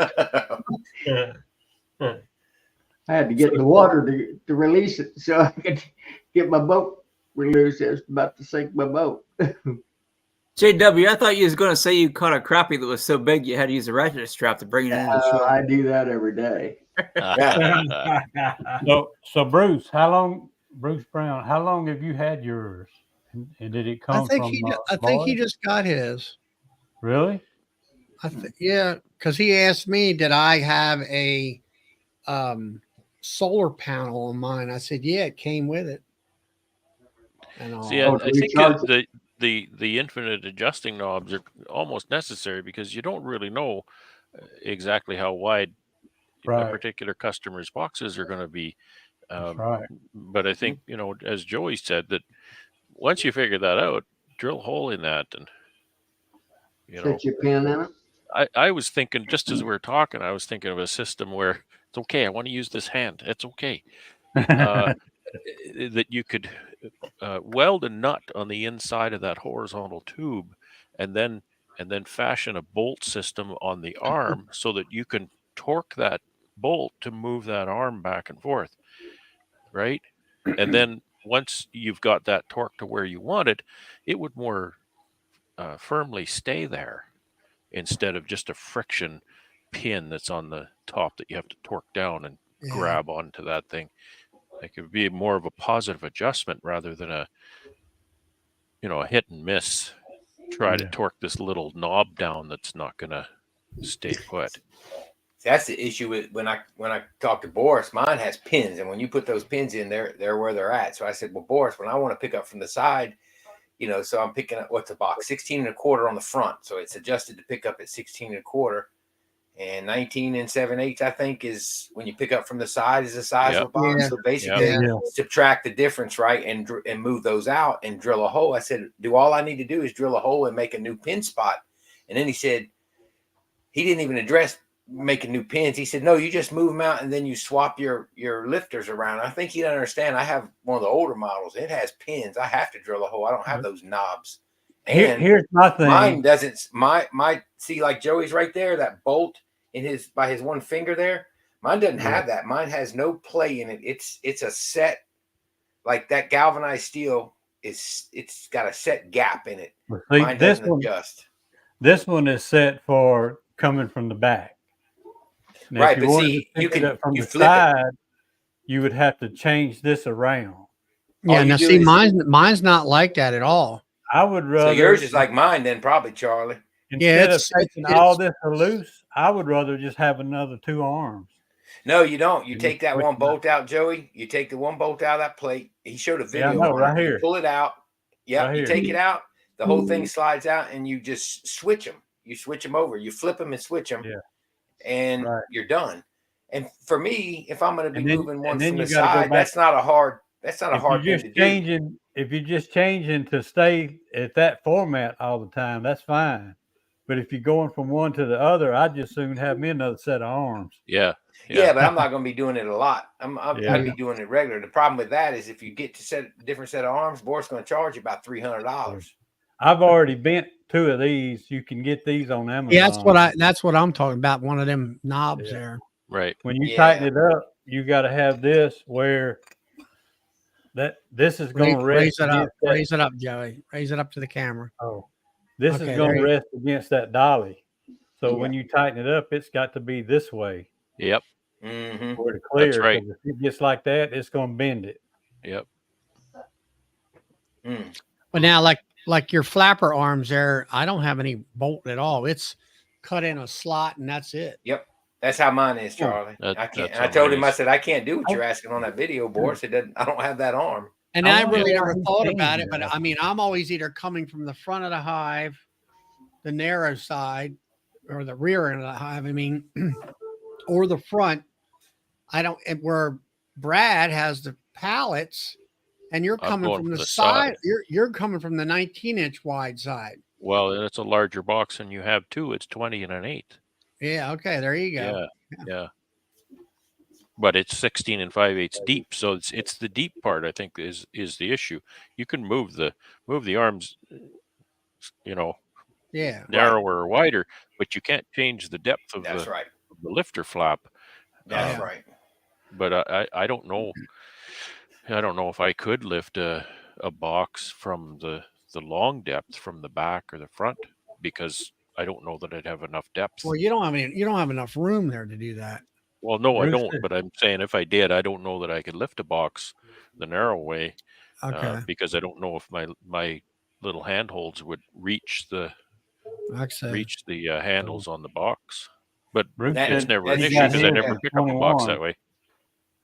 Right. You're always going to come from the side, so you don't need That's to right. worry about it. That's right. So I think, like Joey said, getting another set. So when I'm up in Canada next time, I'm gonna have to go by his place, so they don't have to charge me shipping. I could probably knock $200 off. I still wanted to get him to make me some little forks where I can put my generator, take my generator down off of my RV. He makes down them. in the He back. makes forks. I want He some makes forks for the where I hive can lifter. Take that generator down, change oil, and put it back up there. He makes those, Joey. Yeah, He- might he call does. Because Cayman had that when I first saw his. He was lifting up a 2-way pallet or something. Yeah. or- You have to all place an order, get Mike to pick it up for you. Yeah, Well, that's what hurts him. Is that's I mean, part of his cost. It's not that he's trying to be expensive. A lot of his problem is his cost and what he does. Well, I sure. tell you how he gets your hive lifter to you. He crates it up. So the thing is so heavy, you're paying a lot of LTL freight, but he takes it down to the Dakotas. He crosses the border and then he ships it from a UPS store in the Dakotas. That's how he Yeah. saves you money, actually. yeah. Yeah. He does I mean, his best. to save when you it money. comes to that box there, that crating, I mean, he crates it nice. So I have to Yes, say he that, does. He you does know, that. it ain't gonna get all busted up or nothing. And And mine he's got was a big old sign on it: "Do not drop." But UPS dropped mine anyway. So well, mine I forget, but I think mine did have a bullwinkle on the side of the wood, but it didn't hurt anything. I hate Yeah, to he's tell like- you this, boys, but when they change the administration, they're going to put tariffs on all that Canuck stuff that he's moonlighting in here. We're going to raise the prices. We're going to put a serious tariff on that for you fellas. It's going to be Yeah. bad. What? Let's see though. He'll if Boris coming across the border, we'll be all right.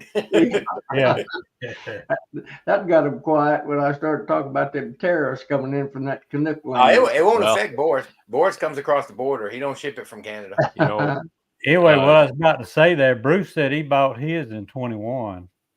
Yeah. So he, About what Boris about has mine? made a lot of changes on like that B1, but it's still just a B1.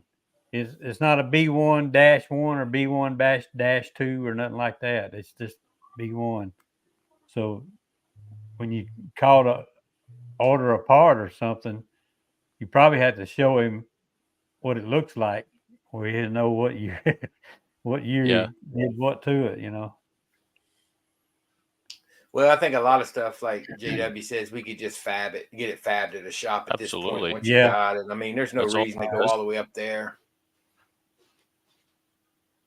I That's all think he a good, does. good machinist or fabrication shop could make them. I think Readily. mine was one of the maybe the second or third iterations that he had. It was really early. It's a good unit. It's tough. Few design issues I think that I could improve, but the first thing I did was put stop bolts at the top because I could lift the carriage right out of the thing. I get carried away and lifting something, and then the wheels come right out of the track, and it just goes boom. Huh. So I put some bolts in the track at the top to stop it. When I went with the Pine Belt Beekeepers Club to the Abbey Thursday, and I was looking at Jeff's. He's got the same one I got, the B1E. And I noticed his wheelbase is about 4 inches wider than mine. I said, "Oh, you ordered the extra wide wheelbase, huh?" He said, "No, I just ordered it." But his is like 4 inches wider than mine. And that's another thing he told me, if I ordered mine, picking it up from the front, if I had to order one from the side, that I was supposed to, he was going to build me a wider wheelbase. So when I called him about modifying mine, I asked him that as well. And he also didn't address that. He's like, because I think he thinks I got a newer one with that wider wheelbase. But he Yeah. should know because he remembers me. And I mean, he watches my videos and he thanks me for the videos. So I would think he would remember. But he said when he builds the ones for side pickup, he likes a wider wheelbase for them. How wide's your wheelbase, Mike?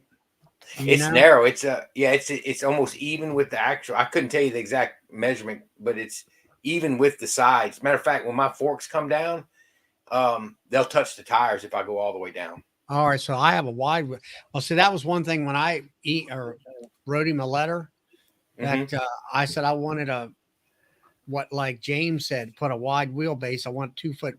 Mine's are 24 inches to the center of the wheels, and my frame comes in between the wheels. It'll come down in between the wheels. Yeah, that's a good call. It's good that you got him to do that. I'm just going to buy an axle and make a new one for mine. Yeah, because all it is an axle, and he put some plastic pipe over it for spacers. Yeah, all it is electrical conduit, PVC. Yeah, PVC. Yeah. Hey JW, I just got to show you my $500,000 dog. Yeah. What is that, Brittany? Yeah, he's a Brittany. I wouldn't let him. I paid $600 for him. It cost me $500,000 to give him up. Yeah, I hear you. He's my boy. He's my best buddy. Like your donkey, like Donk. Yeah, I've got a dog buddy too. His name's Aloysius P. Bosworth. My dog is.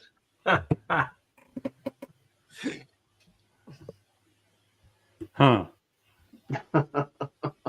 Probably go in the water with the camera. About 8 times a day. I've got a big pond or small lake out there right that lays in between 2 of my bee yards, and he goes 1 bee yard. He don't stick around the bees very long. He's been stung enough. When a bee comes around, he heads for the pond. Tank, pond, that, Mike? lake, whatever you want to call them, wherever you're from. Oh, Joey's got a dog. You can't get out of his car if his dog's around his house. really? Nah, that's my son's dog. He wanted to eat me up the other day. I wouldn't get out the truck. You rather get dog bit by his dog or stung by his bees? I seen you over there get stuck with his bees here on our entrance video. I'll take the bees over that dog. That dog looked mean to me. Look, I'll tell you how bad that dog is, Mike. He had followed me. I was going to where my bee yard is, and he followed me over there and was coming back, and he was running, chasing my truck barking at me like I was somebody that didn't belong there, you know. And my cousin that lives at the end of the road by the highway, Yeah. his little dog about this tall come running out. He come running out there, and that bulldog tucked that tail and went back up to that mobile home. That's how bad Hey. he is. That didn't work for me. He didn't tuck his tail when I got out. Yeah. Yeah.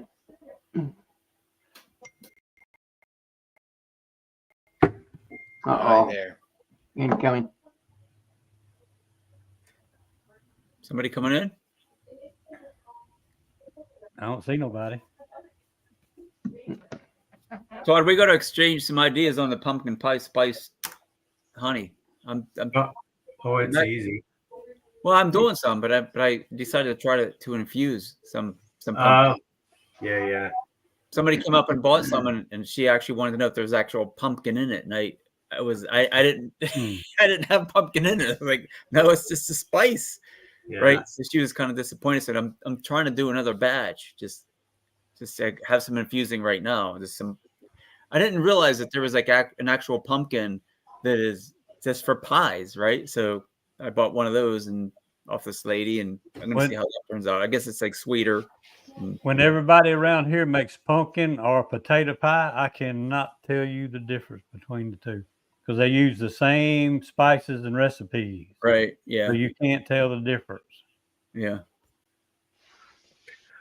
I'm thinking by infusing some pumpkin into mine, at least I can say, even if you can't taste it, I can say, yeah, it is actually like infused with some actual pumpkin. You know, like at least I can make the claim, right?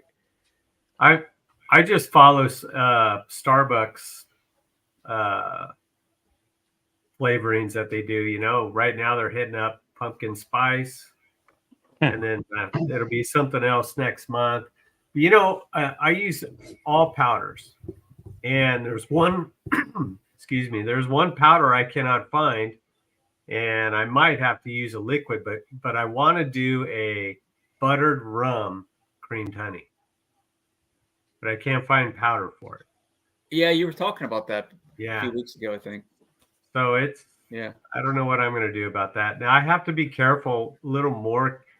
I mean, in California, you can't add anything to honey because of the cottage law, you know, the cottage law regulations. But dry powder is not going to ferment or cause any illness unless, of course, the powder is tainted. But I get organic sources that are, you know, labeled organic. Yeah, eggplant. You know what? I wanted to send my eggplant honey over to Tim and Hannah, but Tim doesn't like eggplant, so I don't think I would do any good in the contest. Maybe next year I will. I got a question I want to ask Brad or somebody besides me that makes their own migratory or even telescoping covers.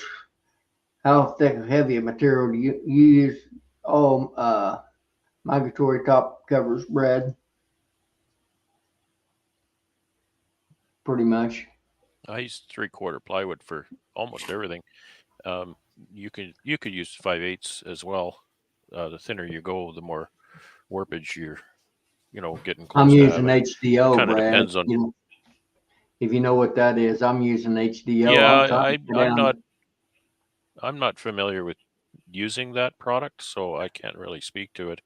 What it's designed for is it's pretty much waterproof. It's designed for concrete forms. Concrete form boards. Yeah, I understand that. And 4x8 sheets. Yeah. That's all I pretty well use. Bob Benny got me started on it. Yeah, He uses all 3/4. I don't. I've got mine cut down, refined down to mostly pretty much 1/2 inch. I found some 1/2 inch HDO, and I was wondering what you use. You use 3/4, do you, for your top It's cover? 3/4 SPF. Okay. Just construction grade plywood. Then do you treat it, paint it? Well, it's wax dipped, dip it, or- so that really helps it avoid Yeah. absorbing moisture. I've got so some that helps it stay flat. I've got some what I call particle board, wax Yeah. dip migratory that is wax dip, and heck, they've been around for a couple. It's couple years, surprising. so, Yeah, I've actually wax dipped Luan as Yeah. some dividers, and Luan, yeah, it's the garbage of plywood, sure. and I've stored it outdoors, and it's years and years old, and it's fine because it's wax dipped. It doesn't absorb moisture. So yeah, but it's just a warpage is what you're looking at. So if it doesn't absorb moisture, it's going to stay. Plus the little shim on the bottom, I put a 1/2 inch shim on the bottom, and that helps it keep it flat. Now on the end there's the cleats, so that almost eliminates all warpage on the end. So your warpage is going to be front to back.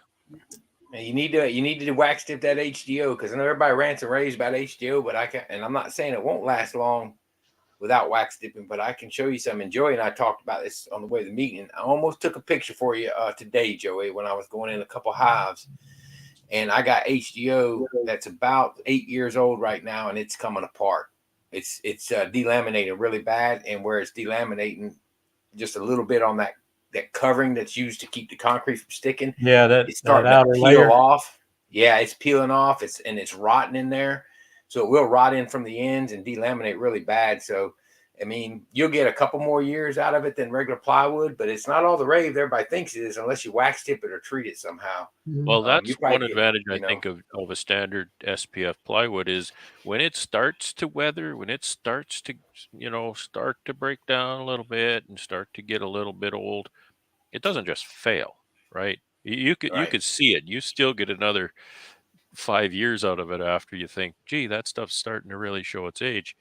The HDO, is the core of that part of the core or part of the laminations? Is it more of a, I don't know what to call it, but more of a like a sawdust and glue kind of a thing, like a fiberboard kind of a thing? Like a fiber particle board, I call it. I think it's. Yeah. I've never. Well, Like, isn't that how they get it really nice and flat? I don't know what's in the middle of it. I know it's basically high density. That's what the HD stands for. It's just press tighter somehow. Yeah, I think it's a glue, and it's a plus the laminated backing. The two backings are laminated because you don't want it to stick to the concrete. Yeah. But then the inside, it doesn't look like particle board or particles glued together. It does look like plywood. sheets.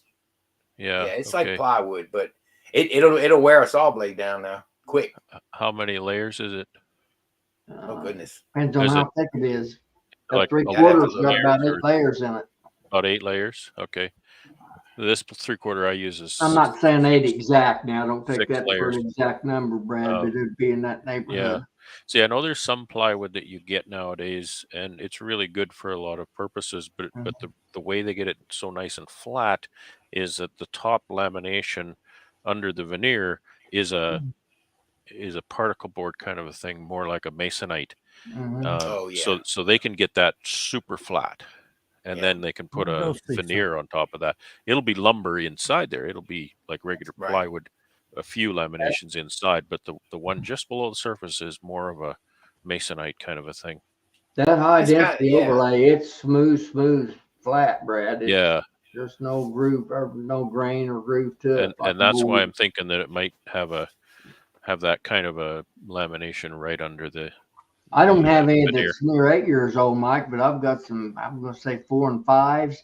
And the trick that I found, you talk about them deteriorating around where it comes together. If you paint the ends of those pieces, I think that'll help you paint. Yeah, I painted them. I painted all of them. I painted all the edges.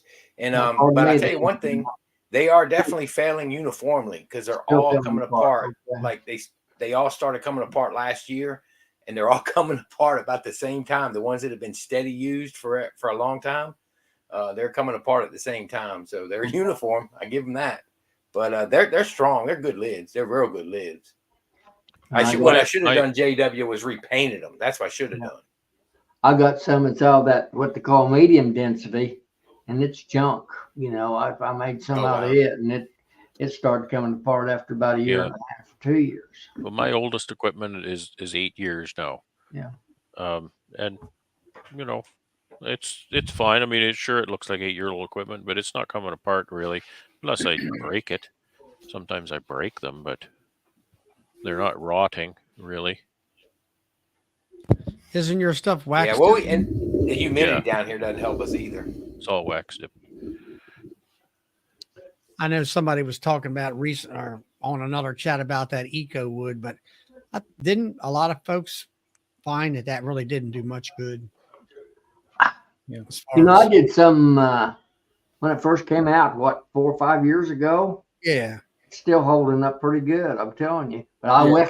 after I eco wooded it, I wax dipped it. And I'm gonna tell you one thing about it. They turned almost black. The highest did that I eco wooded and then wax dip. They're really, really dark. I mean, they're just almost like mahogany wood or something. It's really dark. Yeah, Charlie, the other night we were talking about that eco wood, and I think the consensus was don't waste your money. But then Fred Dunn just put out that video about his. Right? Well, I was on a Pennsylvania chat, and this lady she's one of them 2-year beekeepers for the last 10 years, and she's going on about what Dunn talked about it and all that stuff. And I said, well, I think between what Bob talked about, the darn lids warping and all this other stuff, and even Fred Dunn said it was cracking and different things. Yeah. So Bob Walker said that about his. Yeah, I believe that's what he said a year or more ago. Okay. I've really been thinking about using it because I hate painting as much as everybody else does.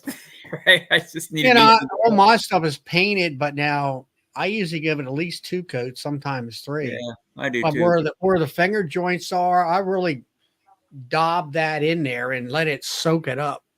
Mhm. Almost fill. If there's any gap, I let the paint fill it.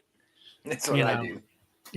And I haven't really had any problems. I've had a couple bottom boards rot, and I've had one medium super, and I've noted and where it rot or how it got kind of doty, and I've seen that in logs and stuff where it's like a cancerous where the tissue break down just in that spot, and it just got doty, and I got rid of it. Brad says you can't eco green wood. Well, Yeah. I never used any of it.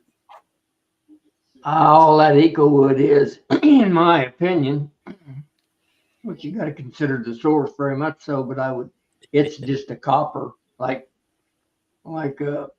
just a copper. Yep. Yeah, the copper what I'm trying to naphthalate, say. Thank you, Todd. I'm trying to get it out.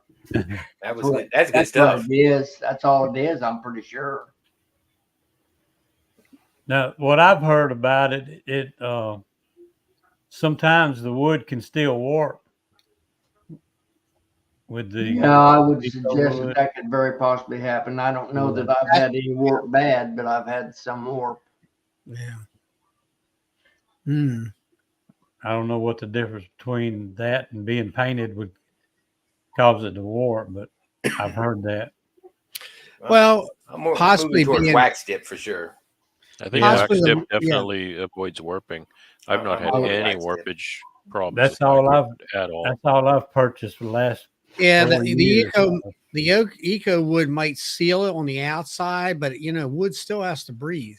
Yeah. No, it's And the not dipping eco, process Charlie. Eco then wood. pulls a lot of that moisture out of the wood, Right. and it's the moisture content is what causes. The eco wood treatment is a powder, warpage. Charlie. You just mix water with it. It's not a sealant of any kind, I would say. It soaks into the wood. It's it's not- a Yeah, but it's got antifungal it's got to probably. repel. It's got to repel the water somehow. Mm. I would think. No, I don't think it's. I think it's copper that keeps it Yeah. supposedly from rotting. I don't know. Yeah, it'll be antifungal to keep it from rotting. Yeah. We'll have to keep that our little secret. Well, I really don't know, but I don't use it anymore, but I didn't find anything wrong with it. I tried probably 10 hive bodies, a few years back with it, and I've still got some of it. It keeps forever in a bucket. I can tell you, even mix it up if you get it, put it in a lid, seal lid on the bucket where the water can evaporate it. I've got some that's 4 or 5 years old still out there in my in my work county house. It seemed too good to be true when I saw it first. So I waited around to see what anybody else found out about it before I bought it and tried it. Did you And try Michael it, said Mike? something You about- had good luck with it? No, I didn't try it. I just Oh. waited. And I still haven't seen reviews from it yet. So I just seemed too good to be true to be able to just dip something in some water, some watery mix. And I've seen the That's copper right. naphthalate work. I mean, Mr. Gary Price used to use that copper naphthalate. Man, that stuff, it would hold some boxes together, but that Echo Wood, man, I don't know. I just like, oof, that just seemed too good to be true. Well, I've They cheated outlawed the on- copper naphthalate, so that made sense that it was good. Yeah. That's what I'm going to. I don't know that I ever looked to see if it said specifically, but that I'm pretty sure that's. I mean, it smells like the copper treatments that's used on other stuff, so I'm just pretty sure that's what all it is. Right. I'm very blessed to have good manufacturer nearby and the economical dipping process that they offer. I'm just so blessed to have that to hear about some of the problems that other people Wait have. a minute, Equipment can I, problems. aren't I where I can put a wrench on that one in the middle there? He took my place. I'm a little bit upset. You got bumped. You moved him in there beside you, Joey. I'm madder than I ever been. The one he's Good. talking about, honeybee man talking about winter wood. Well, what that boils down to is when the trees cut down in the winter, the sap's down, so it doesn't have as much moisture in the cells. We can't get that down here. Yeah. It never gets cold enough to. Yeah, push but the crap out of the you tree. should get some of that swamp cypress down there. That'll That last. waterlogged. Oh yeah, now that's cypress. I tell you what, I had that man sell me some cypress boxes. He said, "Don't worry about it. Cypress has to breathe." I said, "Okay." And I just now, that was about 8 years ago, I bought the same. That's where I bought the HDO covers from, and my cypress supers are just now breaking down. I never put a drop of paint on them. Yeah. Yeah, I've got a couple. My carpenter told me if I wanted to paint ciphers, he said leave one side unpainted where it can breathe. He said like if you wanted to paint the lid or the bottoms, leave part of it unpainted where it could breathe like it's supposed to. You know, the big thing that what we learned up here was there's two types of cypress. There's the swamp cypress, which is the good stuff. Mhm. And then there's the land-based cypress, like in South Carolina on the ground. That stuff won't last 4 years. They call that trash cypress down here. Yeah. Well, they sell it up here at these brokers up here. And my brother put it on his porch. I think that thing lasted 4 years and was rotting through. Oh wow. You know, the darn That- Southern Yellow Pine would have lasted longer than that. Yeah. That's- Yeah. Good for inside project stuff. Yeah. Well, I've had to question a couple brokers to find out that information. I think some of the cabinet suppliers use some of that, don't they, Mike? Yeah, they do. They'll use that because Right. it's inside. Well, I'll go on what Charlie says. I mean, They- being Sawmill Charlie, I think he knows. So Yeah, he I- probably that's could. got to be what they call the trash cypress down here, because even Mr. Ed will tell you about that from cabinet making. He said, "Man, you can't Yeah. get cypress anymore. It's because you're not allowed to cut the stuff in the swamps. The only swamp cypress you see are the people pulling them up out of the bottoms of the rivers and off Mhm. the bottoms of the swamps now." Well, I heard this, but I don't know whether it's true or not. But that you had to go down to, if you're going to get it out of the swamp, you had to go to the Cajun King down there in some of them areas there and get permission to do that. I don't know about that, but I tell you what, I don't listen, know. It's what I heard. there's some down there that may be true. I don't know. It's like the mob of the Cajun area down there is all I know. I know, but they mostly do it at night. So if you're out there at night on that bayou by yourself and you're out there pulling cypress, I could imagine somebody saying, "Hey, boy, get out of here."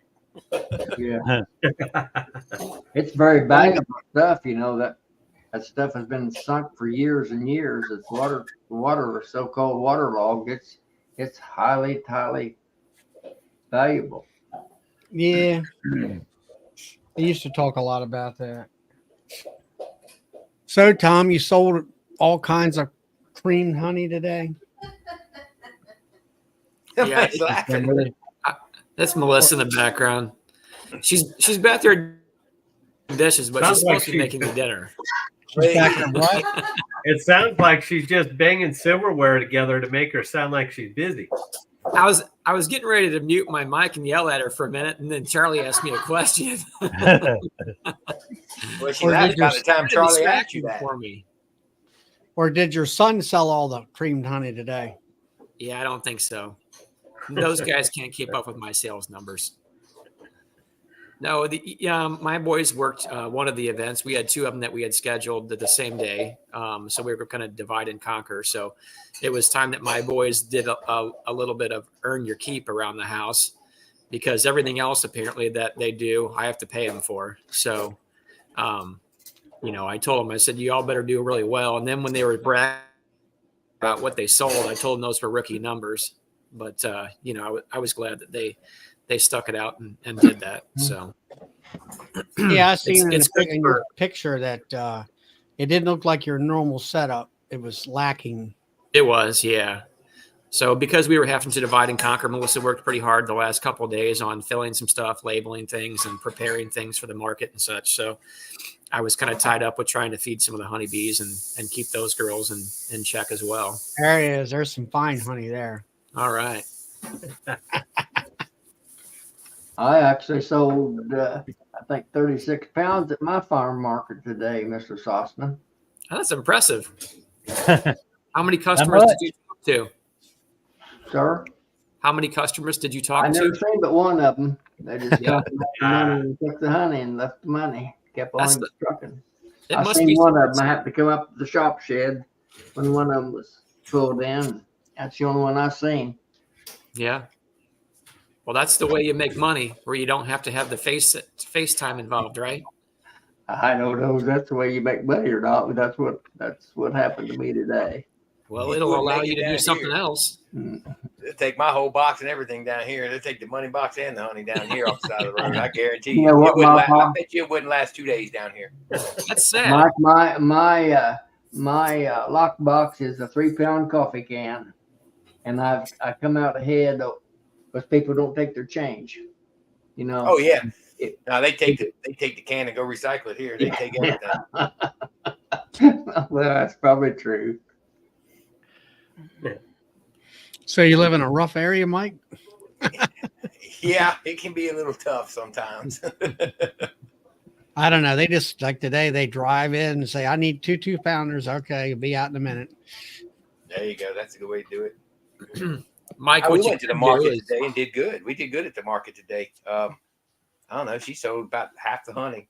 I don't know, several 1-pounders. We just take a variety of stuff, and some markets are good and some aren't. But lately they've been buying it up. November usually picks up pretty good because the smaller people that are giving their honey away to friends and family, they run out about now. So people start looking for it. See there, Tom, you've got everybody picking on me. no, sir. I feel like that Charlie Brown song, you know, why is everybody always picking on the old man? Huh? That wasn't me. That was not me. I know who it was. I feel like maybe you made yourself a target. I'm not sure. Oh well, it's all I good. brought this home the other day, Mike. Mr. Ed gave me that. What's that for your knickknacks? I don't know if I could carry it. If I filled this up with 1-pound bottles, I don't know if I could carry that. Mhm.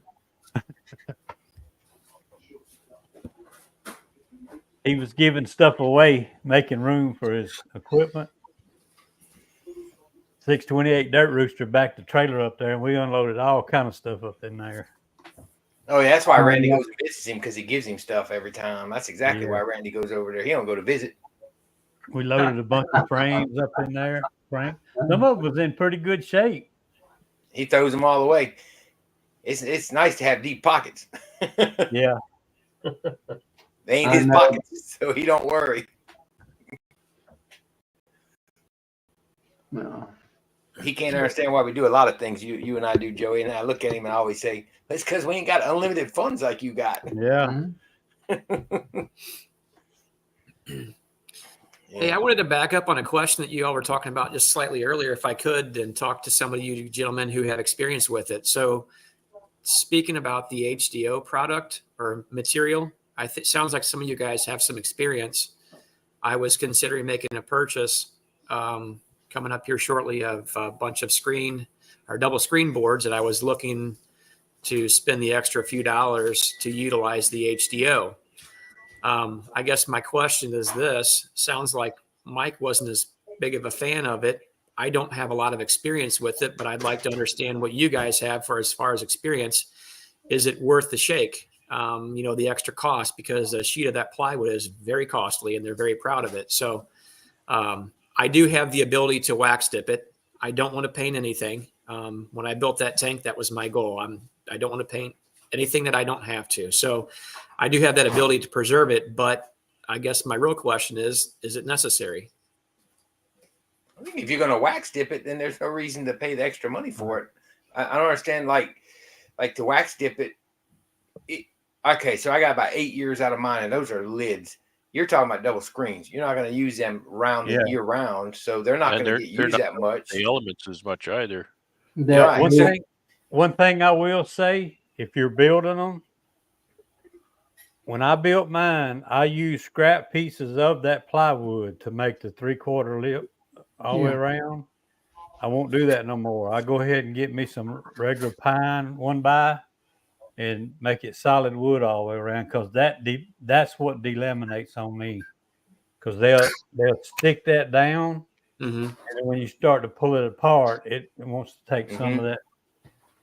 I would agree, and what I said, it's not out in the elements. The edge can be, however, if I were to build those, I would make a border around it.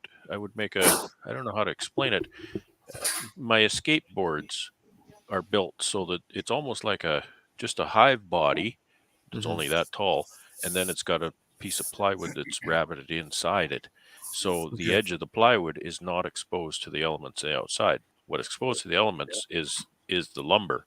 But if you're going to wax dip it, doesn't matter what you use.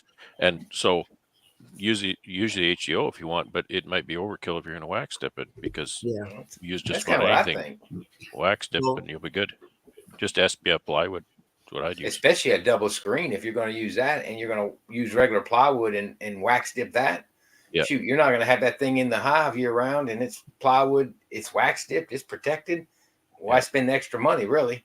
HDO was kind of the deal to use as something that would last a long time, not to then wax dip it as well. Yeah. Well, my goal was I don't have a problem spending extra money if there's value in it, but I'm not trying.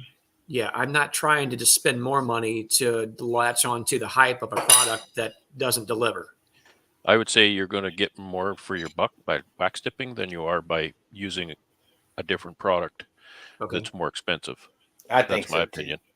So your whole suggestion would be just if I make these, just use a piece of 3/4 inch, just standard construction grade plywood. Yep. And then on the rim that I would use, maybe use pine rather than a laminate or a plywood. That's right. And then wax dip it, and that should keep me in the game as long as anything else. That'll last as long as you want to use it. I think now, when you wax dip a piece of plywood like that, does that delaminate because of the glue? No, it lasts quite well, but plywood is plywood, right? So a piece of pine, a piece of pine is more likely to maybe crack because it's got grain to it. Right. So nothing is perfect, but the pine strip would be better than a plywood strip, because, like I say, plywood is plywood, and it will delaminate, dipped or not. Normally 3 to 4 weeks is all mine's ever out. Right. At one time. Sometimes it happens along that because I end up using it for a bottom somewhere. I'll move them and leave that on there for a bottom and forget about it. And that's my mistake. But then I'll go back later and put a bottom under it. But it makes a good bottom in a pinch. Well, I was considering actually, utilizing it as a screen or double screen, and then when I Oh. split that colony off, leave it on that double screen board, but utilize it as a bottom board. Now, I'm not saying that I would do for an entire season, but it is likely that the idea that I had in my head that it would be longer than 4 or 5 weeks. It could be a couple months. If I get tied up, I'll just leave it on that double screen board, and if I get around to it when things slow down, then I can swap it to an actual bottom board. So Well, I wax wasn't going dip, to it won't matter. Yeah. Yeah. Because a couple months is nothing. I mean, for a year. I mean, it's No.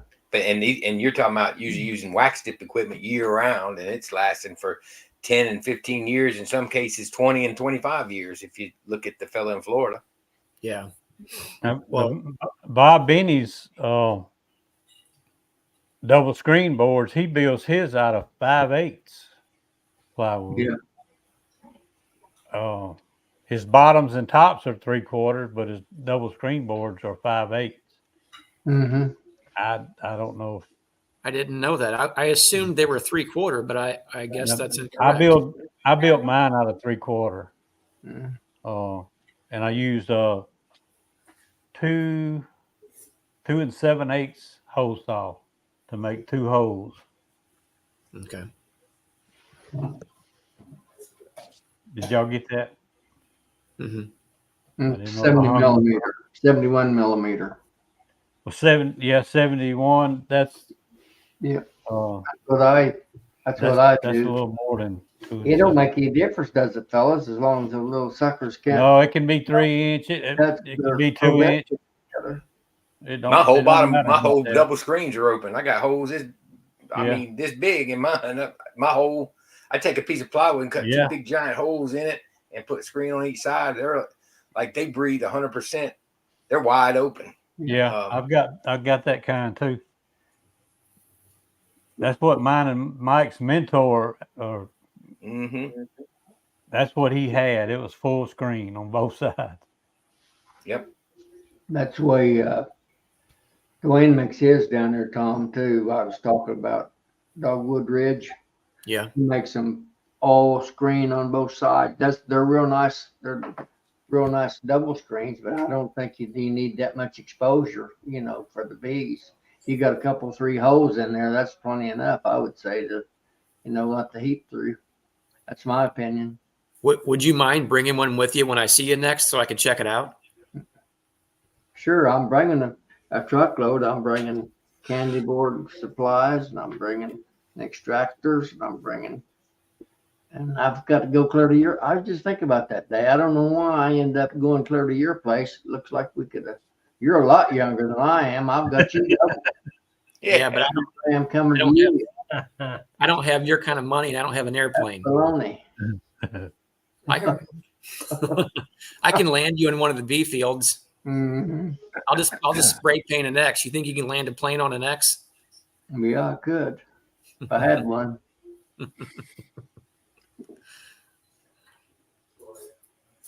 I tell you what, Tom, matter of fact, my double screen boards, they're probably 11 years old now. And they're all 3/4 inch plywood with paint. And I still use them. Did you make your own, Mike? Oh, yeah. Yeah, I cut them out and use Have you Mike plywood. made- loves, Mike loves woodworking. Oh, yeah. Oh, my gosh, I hate woodworking. They're pretty easy to Have make. you ever made a video showing them? If you look at how mine are made, you'll understand how much I love woodworking. I literally took the plywood, I took and made a hole with a jigsaw around and another Oh my jigsaw, God. and then I took yes, indeed, and then I took some 3/4 inch strips and just glued and stapled them around so I'd have a rim with an entrance. Tom, And have you I painted seen them. mine? And If it works, I man. painted them, and they're still 100%. I'll use them this year coming up. I believe those. Now, you had recently, Joey, you and I were talking about this the other night. You had recently posted a video, and on that video, it showed several bottom boards that appeared to be a double screen. Now, I could be mistaken. And when I say that, there was not No. a landing board on those. They wasn't double screen. I'm glad you said something. Okay. Here we go. They're 2x4s is what they are with a piece of screen on top. So Tom, they are. I know you guys are using double screen. Are you trying to overwinter a nuke up on top of another hive or what?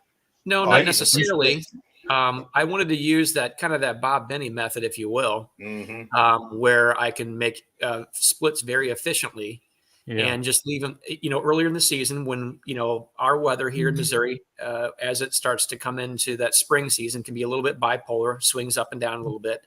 So I don't want to have any chilled brood, if you're making a split. I usually try to do an extra shake of bees in there, but I thought that, utilizing that method, like Bob speaks about, and I'm sure some of you other experienced gentlemen here could probably corroborate that.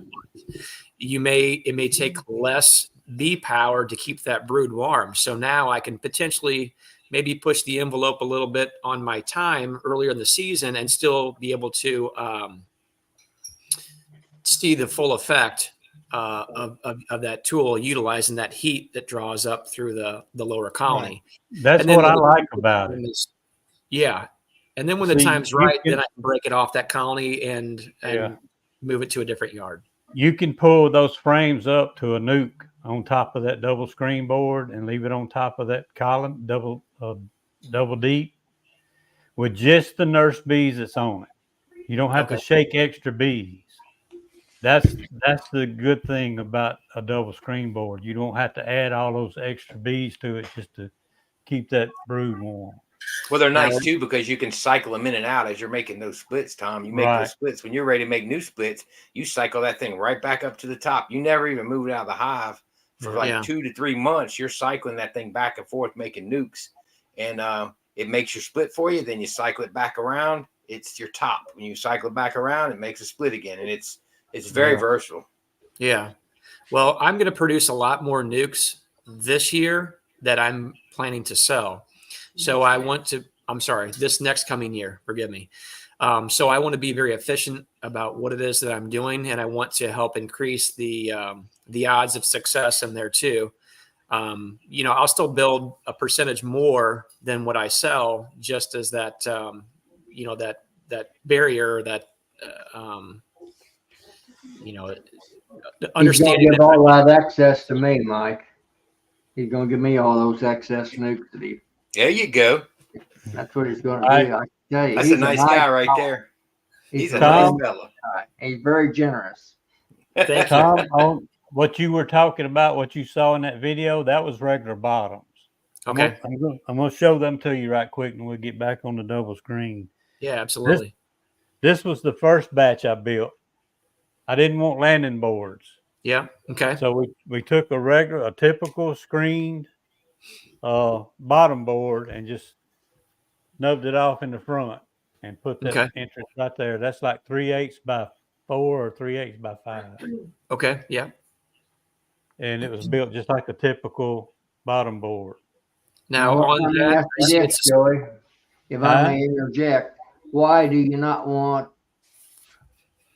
entrance boards? I mean, the entrance. Well, that was the first place it always went bad on the bottom boards, was that landing board sticking out in the weather.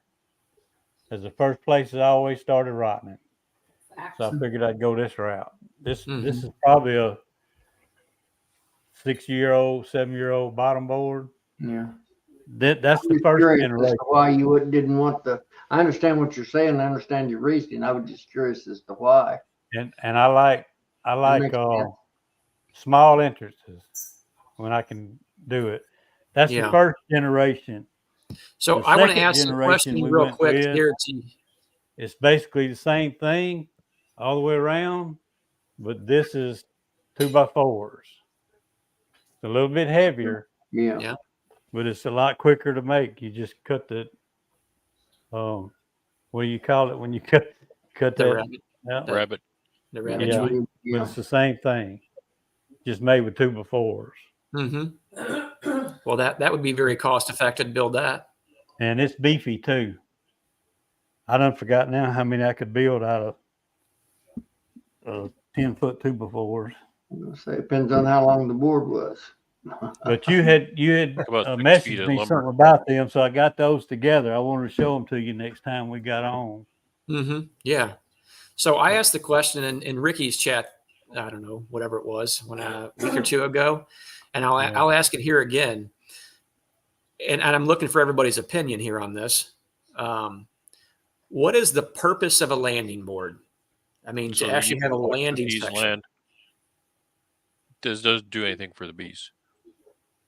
And so that you can see the bees land in there. You can say, oh, look at the pollen coming in, that kind of thing. Yeah. So- Make some good videos bees that don't way. need it.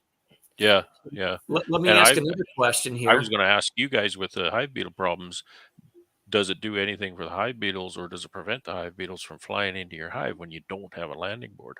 Can That they? was the do that? exact question I was going to go Mhm. for, Brad. So thank you. Yes. They tried that. They tried it. Kent tried it. Our Kent Williams down here tried it, and other people have tried it with the. They can still get in there. They still have a way to get in there. I don't know if they land on the sides. They walk in, because the Yeah. first argument was, well, they can't go around the corners. Well, that's been proven wrong. They can go around the corners, and they He just can get where he wants to go. yeah, they get in there. Well, So That's they, those. I don't think it's going to help you any. Yeah, those red. Remember those beetle preventer things? You know, The Ecos Guardians, things? the The Guardians. Guardian. You know, it was going to Yep. do this and do that, and they couldn't hover and they can't go up. And from what I gather, it never worked. Total failure. Yeah. Yeah, Total if you failure. saw my hive beetle stomp video, the last one got away by flying. Mhm. Well, Yeah, that's right. But yeah, the bees, they're fine. They don't need that I landing had two or board. three I know a lot of calls from me beekeepers today. got that, and it's So just there's- flat straight.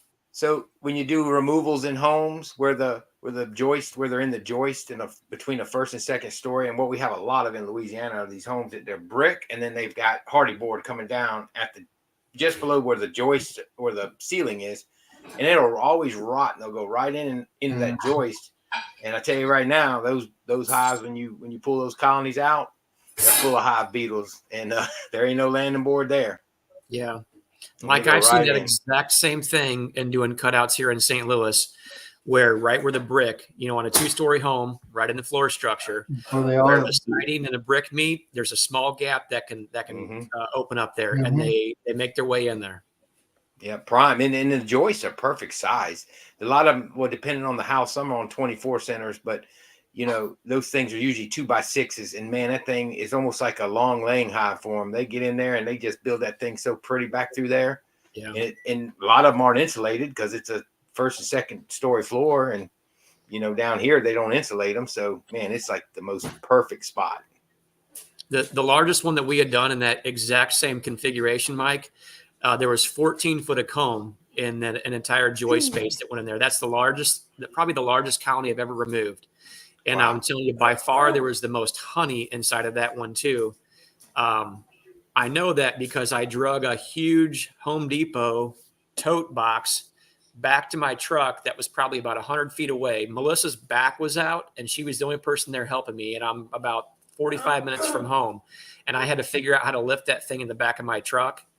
And I'll tell you what, it was absolutely massive, and I was pretty impressed by that one. Well, not only that, we also had a whole other bus tub full of comb too. Yeah, So they packed it out. That county did Insane. really well in that space. Tom, do you But- need to see the double screen board? Yeah, I want to. Yeah, check it out. Show it up. Throw it up here. I'll walk out there and grab one. I'll be back. Yeah, if you don't mind, I'd love to see it. I'm looking for ideas for sure. But Richard is right there. I have seen them, and some of them's probably coming in with nectar or water. I have seen them crash land, Hmm. hit the ground, and then come back up and hit the entrance. Hey Joey, before you leave, I gotta giddy up. I need to make some dinner. Okay. I'm at that time of hunger, so I need to fix it. But you guys have a good night. I Good night, appreciate Todd. you Night, coming in. See you Good guys night. later. Bye bye. Be in touch, Todd. I'll be right back. Tom, I'll bring 3 or 4 different styles that I've got on hand, to show you. But look, now that Joey's gone, I'm gonna go ahead and roll, fellas. I got to go. It's late here, so I'm gonna leave while he's gone. Okay. We'll just be sure to tell that you got mad at him. So go ahead and exit out. Yeah. That's fine. It's I was upset. He always Joey called for left, me to Mike come said- on. I'm out of here then. Yeah, he wants to always tell me to come on, but then when I come on, he leaves. I see you, Hey, Mike. you guys. Hey, it was I'm nice to see sure y'all, I man. Y'all appreciate take you. care. Good night. Good night, Mike. See Bye, y'all. Mike. Good night. Well, don't everybody leave? Yeah. Boots left. He's right here. Did you tell Melissa this is the meeting of the He-Man Woman Haters Club? The He-Man one, She's yeah. crashing. She's crashing. I got that by his comment about me supposed to be in the kitchen making him dinner. Notice he still doesn't have any dinner, but I sat over there and ate. I'm surprised he doesn't have a black eye after that. Well, Give it time, Brad. Give it time. Yeah. As soon as the we have camera goes church in off, the- eh? That's right. we have That's why church you're in the not leaving morning. early. Yeah, that's right. Yeah, if I'm on here, you know that there no harm can come to me, right? It's your Yeah, safe yeah, space. Safe space. You guys hang out until about 8 o'clock tomorrow morning when I leave for church.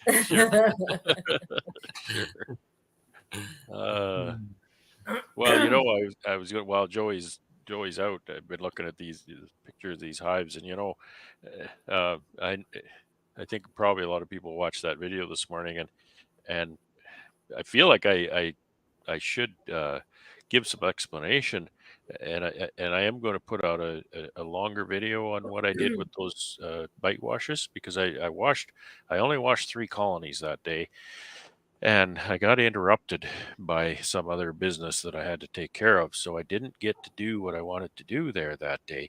But I didn't really, it didn't really clue into me what I saw and what I didn't see until just recently.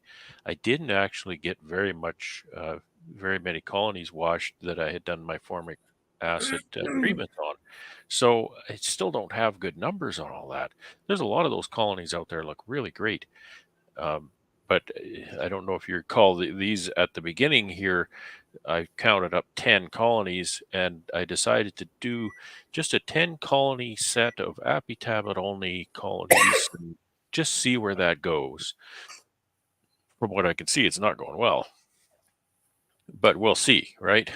And so I did wash 2 of those, and then I went down the line and I washed one that had a formic acid treatment, and it washed much better. It still had some mites, but I didn't get any washes done on any other formic acid treated colonies. So I really shouldn't be as discouraged as I was on the video, I know, because I was really discouraged that day with what happened or what I was seeing. But I didn't really test the right colonies for, you know, getting proper information. And the problem is, see, he's back. The problem is the weather's too cold now. I don't think I'm going to make the washes. I don't think we're going to get any more weather that's warm enough to do that kind of thing. So it's just oxalic acid vapor. Brad, do you typically overwinter in a single, or do you like to do a double, or is it kind of a mixture? Yeah, I've done only singles really since I think 2017 was my last time doing 17 my last time doing doubles, and I'm going to do some doubles outdoors this year. But all of the colonies that go inside are singles. And do you primarily do that for a space constraint? Yeah, well, singles are a whole lot easier to manage. You know, you don't have that extra box, and you know, running 100, 150 colonies, that's a lot of extra equipment for doubles. Oh yeah. And you get more honey when you run a single too, because they don't pack any honey in the second box. So there's a lot of those little things. I might go back to doing some more doubles, because at the end of the season, it's nice that they've got that feed reserve in that second box, and it kind of frees up my angst and my workload a little bit when I harvest honey. When you take the honey off a single, boy, you got to get your feed on right away within a day or so. Doubles, they're fine. That's kind of the main reason why I haven't ventured to a single. I've managed some in a single and supered them from there, but I quickly tried to get a double onto them, because for me, when I'm limited on time, because I am, you know, running 150 to 170, and that's not my full-time job. I do still landscape, contrary to Melissa picking on me there and such. I mean, that's kind of where I derive my income from. But So it basically, it allows me some cushion. It allows me some breathing time. So if I can't jump back Yeah. to something like I should, I don't have to chase them down out of the trees. And that's a whole, time exhaustion right there. Yeah. So That's at this exactly point, what I doubles do for understand- you. Yeah. I understand that my honey production won't be lesser, but that's also not my main focus. So Right. at some point, I may manage some of those in a single from year to year. But I think predominantly at this point, I'm still going to continue with my double brood box management style. Mhm. It does Yeah. cost me a little bit more, because I do have to have, double the deep boxes. Mhm. But I'm pretty comfortable at that point in time right now. So But you're also running 8s, correct. and you lost 20% right there in storage. Yeah. So, what experience I've had with my neighbor over there with 8s, it seems like you really don't really need that double deep. Yeah. I would You just know. think that it would allow me even lesser time than you guys with singles in the 10 frame. Like Brad said, you better be right on top of it as soon as you pull honey with the Yeah. feed hose to make certain that they start to bulk up those outer frames. I had that And- happen. First year I did singles, I was slow getting the feed on, and colonies suffered. They really went downhill. 2 years ago, I had that same experience, Brad. I had immediately from nukes grown to singles, and I supered them directly from there. Well, my summertime here in St. Louis tends to dry out pretty well. Mhm. And often, not all the time, but often the nectar sources dry up, quite a bit. So I was a little bit laxed about getting the sugar that I needed back in to get the feed onto them. And they did suffer. I could tell that. And I knew 100% on every colony in that yard, I blame myself that for I got some of them back to a good state. A couple of them I lost. And so, it's those hard lessons that teach you to not forget. And this was 2 years ago, and I haven't forgot that. So I've been a little bit skeptical about continuing to try that myself, knowing that if I'm not very vigilant about getting back to it, I'll pay the price. It's a good lesson on in my case, a good lesson on trying to run your beekeeping operation by somebody else's model. Yeah. Now a lot of my mentors run singles, and I know Ian bugged me the first couple of years on doubles. Why are you still running doubles? So he urged me to go to singles, and it was a good move. It was much easier in a lot of ways. However, I'm not running Ian's operation. I'm running my own, and so I really need to look at all of the things that you just talked about. Right, I have to see how those really stack up for how I need to manage. Like, I don't know how you do 170 colonies with a job. I don't have another job, and I can hardly keep up to this. He's got a helper. But yeah, well, that's true. I mean, truly. I mean, when you get 2 of you, Yeah. it sure does make a huge difference. Oh, it does. It really does. Absolutely. And that's what messes me up is I have to go to a store, right, when I should be treating bees, right? Just little things. But I was going to say that now that I have my hive lifter, I didn't have my hive lifter when I ran doubles before. And so that was a lot more work and a lot more backbreaking, lifting, et cetera, et cetera. Now I have my hive lifter. That'll be a little bit of a different story. So I'm looking forward to experimenting with running a few more doubles through the winter and into next summer. Just get some doubles going and just see how it goes. I mean, I might like it now. I might not, I might hate it. Sure. Singles are really nice in so many ways, but doubles do buy you a lot in other ways. Yeah. And I have the equipment, so that's not an issue. The only thing that I would like to change, but I would need a little bit deeper pockets on that, is I would really like to not have to use a bottom board.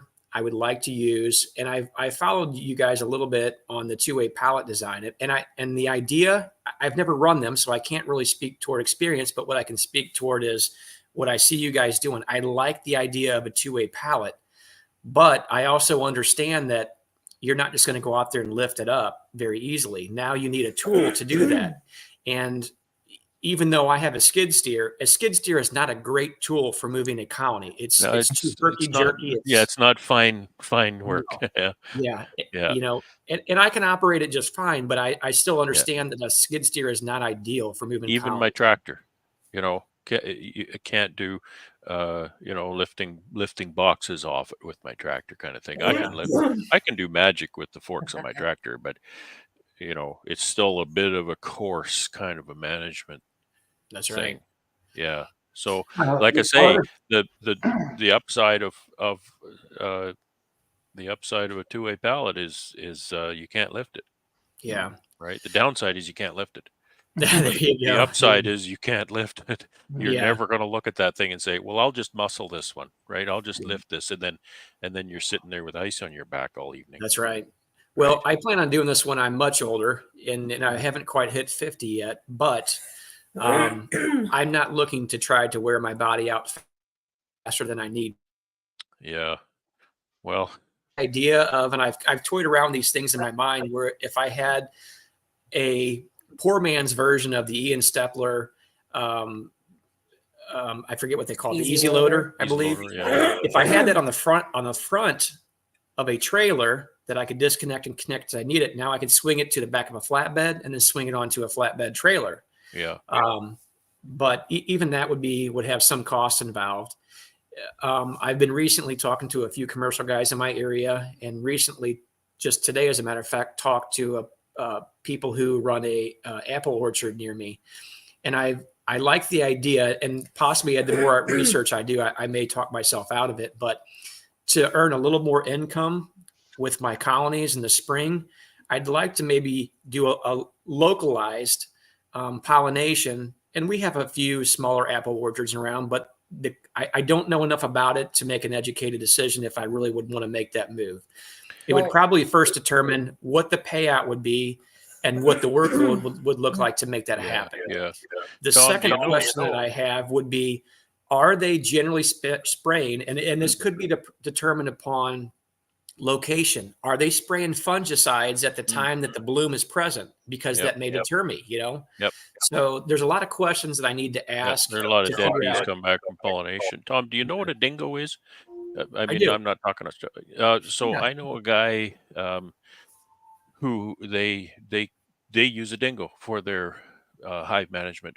Absolutely love it. They just absolutely love it. So, maybe that kind of thing would work for you. And that would work good for his landscaping business too. And for tight yeah, places. and nice thing about a dingo, nice thing about my little tractor, right? I don't have an easy loader. It's not quite as slick as certain things, right? But if I got a wet yard and I'll get my truck into that wet yard and get stuck, I can ferry stuff in and out with my little tractor. Sure. I can clear snow in the winter. I can do landscaping. I can cut the grass, right? That's Easy right. loader's not going to cut the grass for you. That's right. So it's all, this kind of stuff. So maybe a dingo would be fine enough detail that you could actually put little hand grippers on and lift a box with a dingo. Well, I don't have one of those. I've operated them before. So a friend of mine who owns a landscaping company as well, him and I trade a lot of implements and things like that. I have a Bobcat skid steer. He has one, and he also has the Bobcat version of a dingo would be an MT. Mini track loader, and he has an MT100. So sometimes he'll take some of my equipment, sometimes I take some of his equipment, and him and I have a great relationship. So he has that dingo of sorts, which is an MT100. It'll pick 1,000 pounds. But you can sneak in across areas like you're saying and pick them up. They're still not quite they don't have quite the finesse that you would get on like a Hummer-Bee or something that is articulated, but it could be a second best, I suppose. So who knows? Maybe at some point I'll make a couple gutsy moves there. And well, we talked about not only apple orchards, but there's a lot of vineyards out here where we live, also, just a little bit west of us. I always heard that the bees don't really go for vineyards. Well, if it's all that's there, they may. And I understand too that most vineyards self-pollinate, but I also understand too, and if anybody knows anything different, you can correct me, that you can get a better yield if there are bees on site, but it's not absolutely necessary for bees to pollinate a vineyard. And that could be a certain type of crop different too. Fruit are different. Some plants you'll get bigger fruit. Some plants you'll get more fruit. Some plants you'll get fruit with more seeds. So it depends on what kind of a plant you're dealing with, what kind of fruit you're dealing with. Some don't need it at all, but maybe the fruit will have more seeds if it's pollinated. Yeah. That's The only right. problem I have a vineyard close by, and I know the guys, and they sprayed a lot. Yeah. And they actually they were showing me there. I said, why do you, this is kind of they got the vineyard with with the post and the wires, and the thing is off to the side of the tractor. And basically it has a curtain underneath the grape vineyard part, and it actually recaptures the spray, the overspray that drips off. And he said I'll say saved 30% of the spray material by Laying it on, eh? Wow. well, it sprays and then it drips on this thing that kind of like it's like a curtain underneath of it and all that. But That's good, because otherwise that's going on the ground and who knows where. Yeah. Right. He's whatever it costs. He said it really paid for itself. For crops then- that Then maybe I've had I've talked to Michael Palmer, and if you listen to some of his videos, he used to do pollination in the apple orchards, I guess up in Vermont, and then he'd have sick bees all the time. He was losing a lot of his hives, Yeah. and he was always buying bees to replace, and then he got out of that, and then those problems went away. So you might have I've to. heard a lot of that. Yeah. A lot of that. That's what that Super DFM Plus is for, right? Oh yeah. I Those big guess. problems. Mhm. I wish everything was that easy. Yeah, just money. Yeah, that's right. Just money. Yeah. Yeah, that's Changing great. the subject. I was while gonna I'm say- talking about it. You're talking about whether bees want to pollinate an orchard or whatever. For different crops, especially around here, a lot of times you'll have a crop and you put some honeybees on it, but they find something that they like better next door, and they just leave Yeah. your crop because they use leaf cutting bees Yeah. for that, because their forage area is measured in yards, not miles, like a honeybee. So I see. you can put their little shack on there, and they're going to go 300 feet in any direction and take whatever's there. Yeah. So, and they're good pollinators too. Hmm. Totally different I'm gonna- management. I'm gonna go ahead and try to answer Philip's question right here. Somebody may have already answered. I saw it after I came back. As long as those two different colonies that you put that double screen between can't touch each other, you'll Twice be as long as a fine. proboscis. Yep. That's how long. That's Oh. how far. I've never heard of anybody building anything smaller than 5/8, but I'm sure half or I've got see- past 3/8, and I don't seem to have a problem with them. yeah.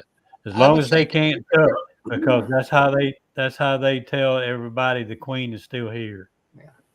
But anyway, one- I would think just a standard 3/4 inch board would be, why get something special?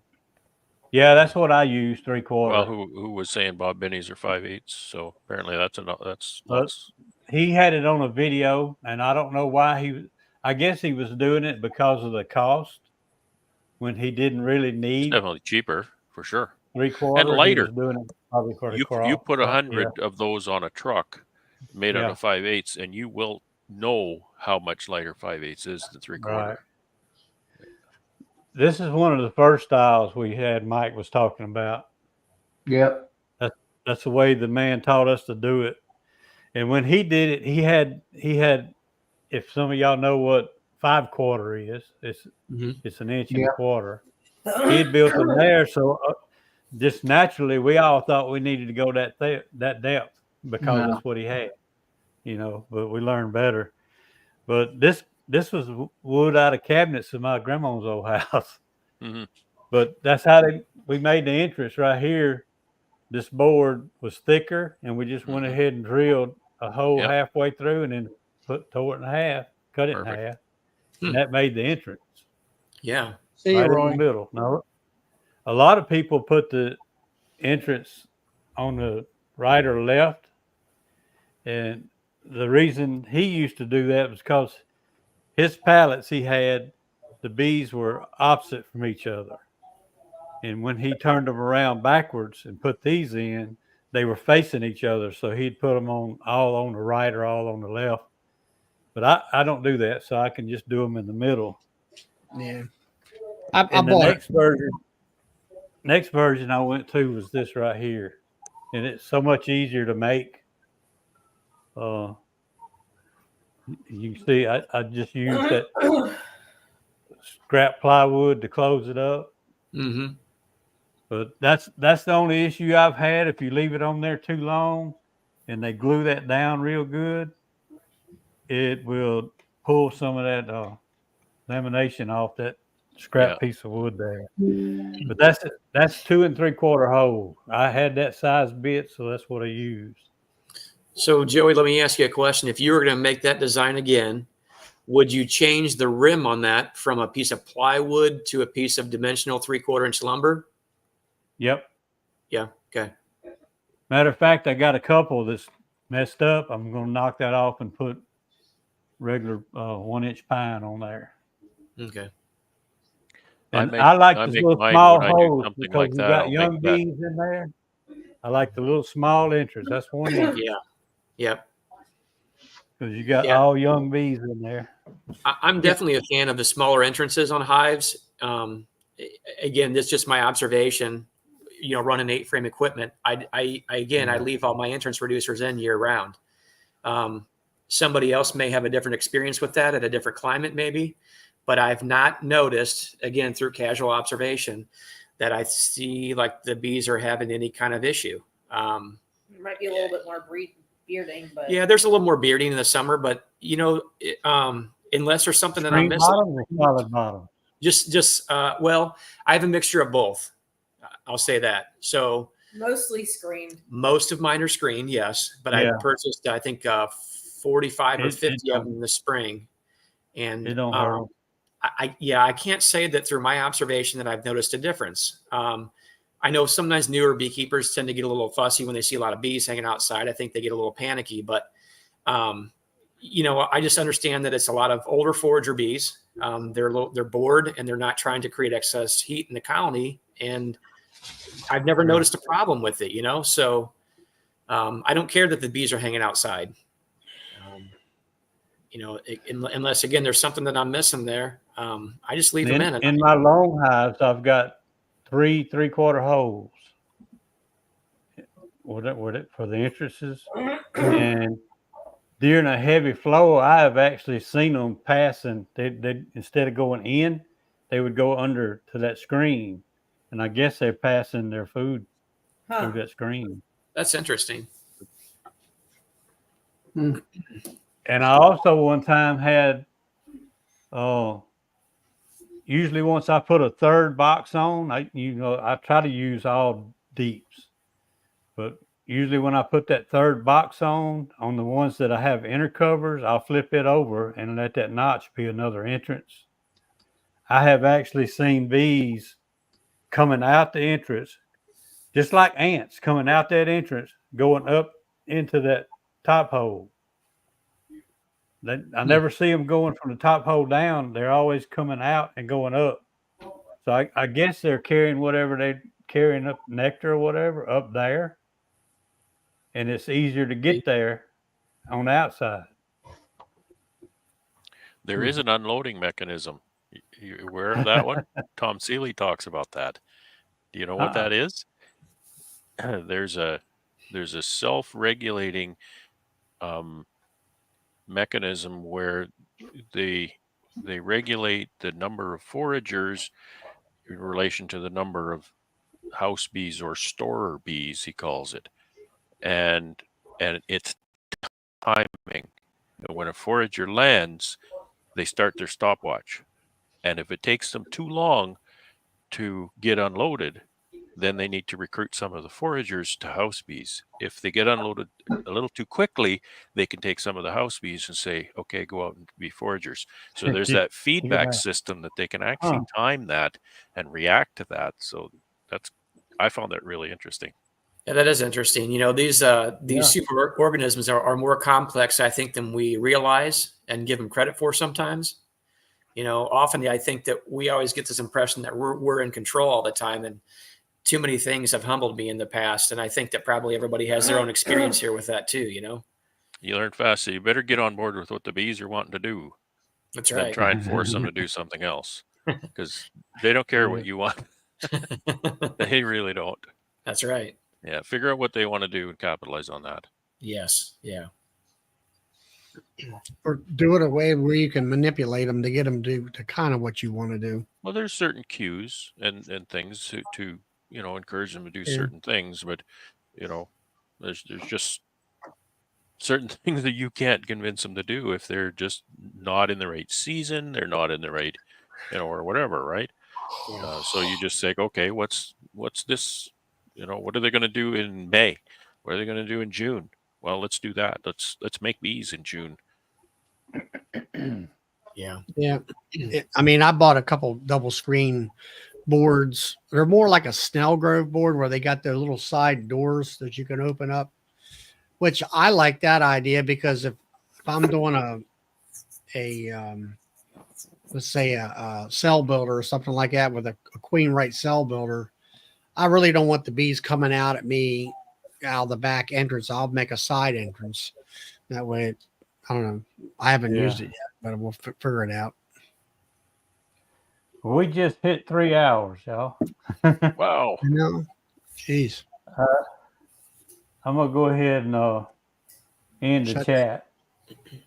Shut it down. I just want to tell everybody thank you for coming in and all your input. And I don't know about next Saturday yet because this next week is the fair, and there's so many people using cell phone service out there. There'd be no way I could do a chat from there. The only way I could do it is if I come home. So I'm going. Thanks for hosting tonight, Joey. Well, I'm glad I could. But I'll be at that fair most of the week, so I don't know if I get to come on anybody's chat or not. So we just kind of see how it goes. So everybody over in the chat, appreciate you, and we'll see y'all on the next one. Good night, everybody. Good night, folks. Yeah.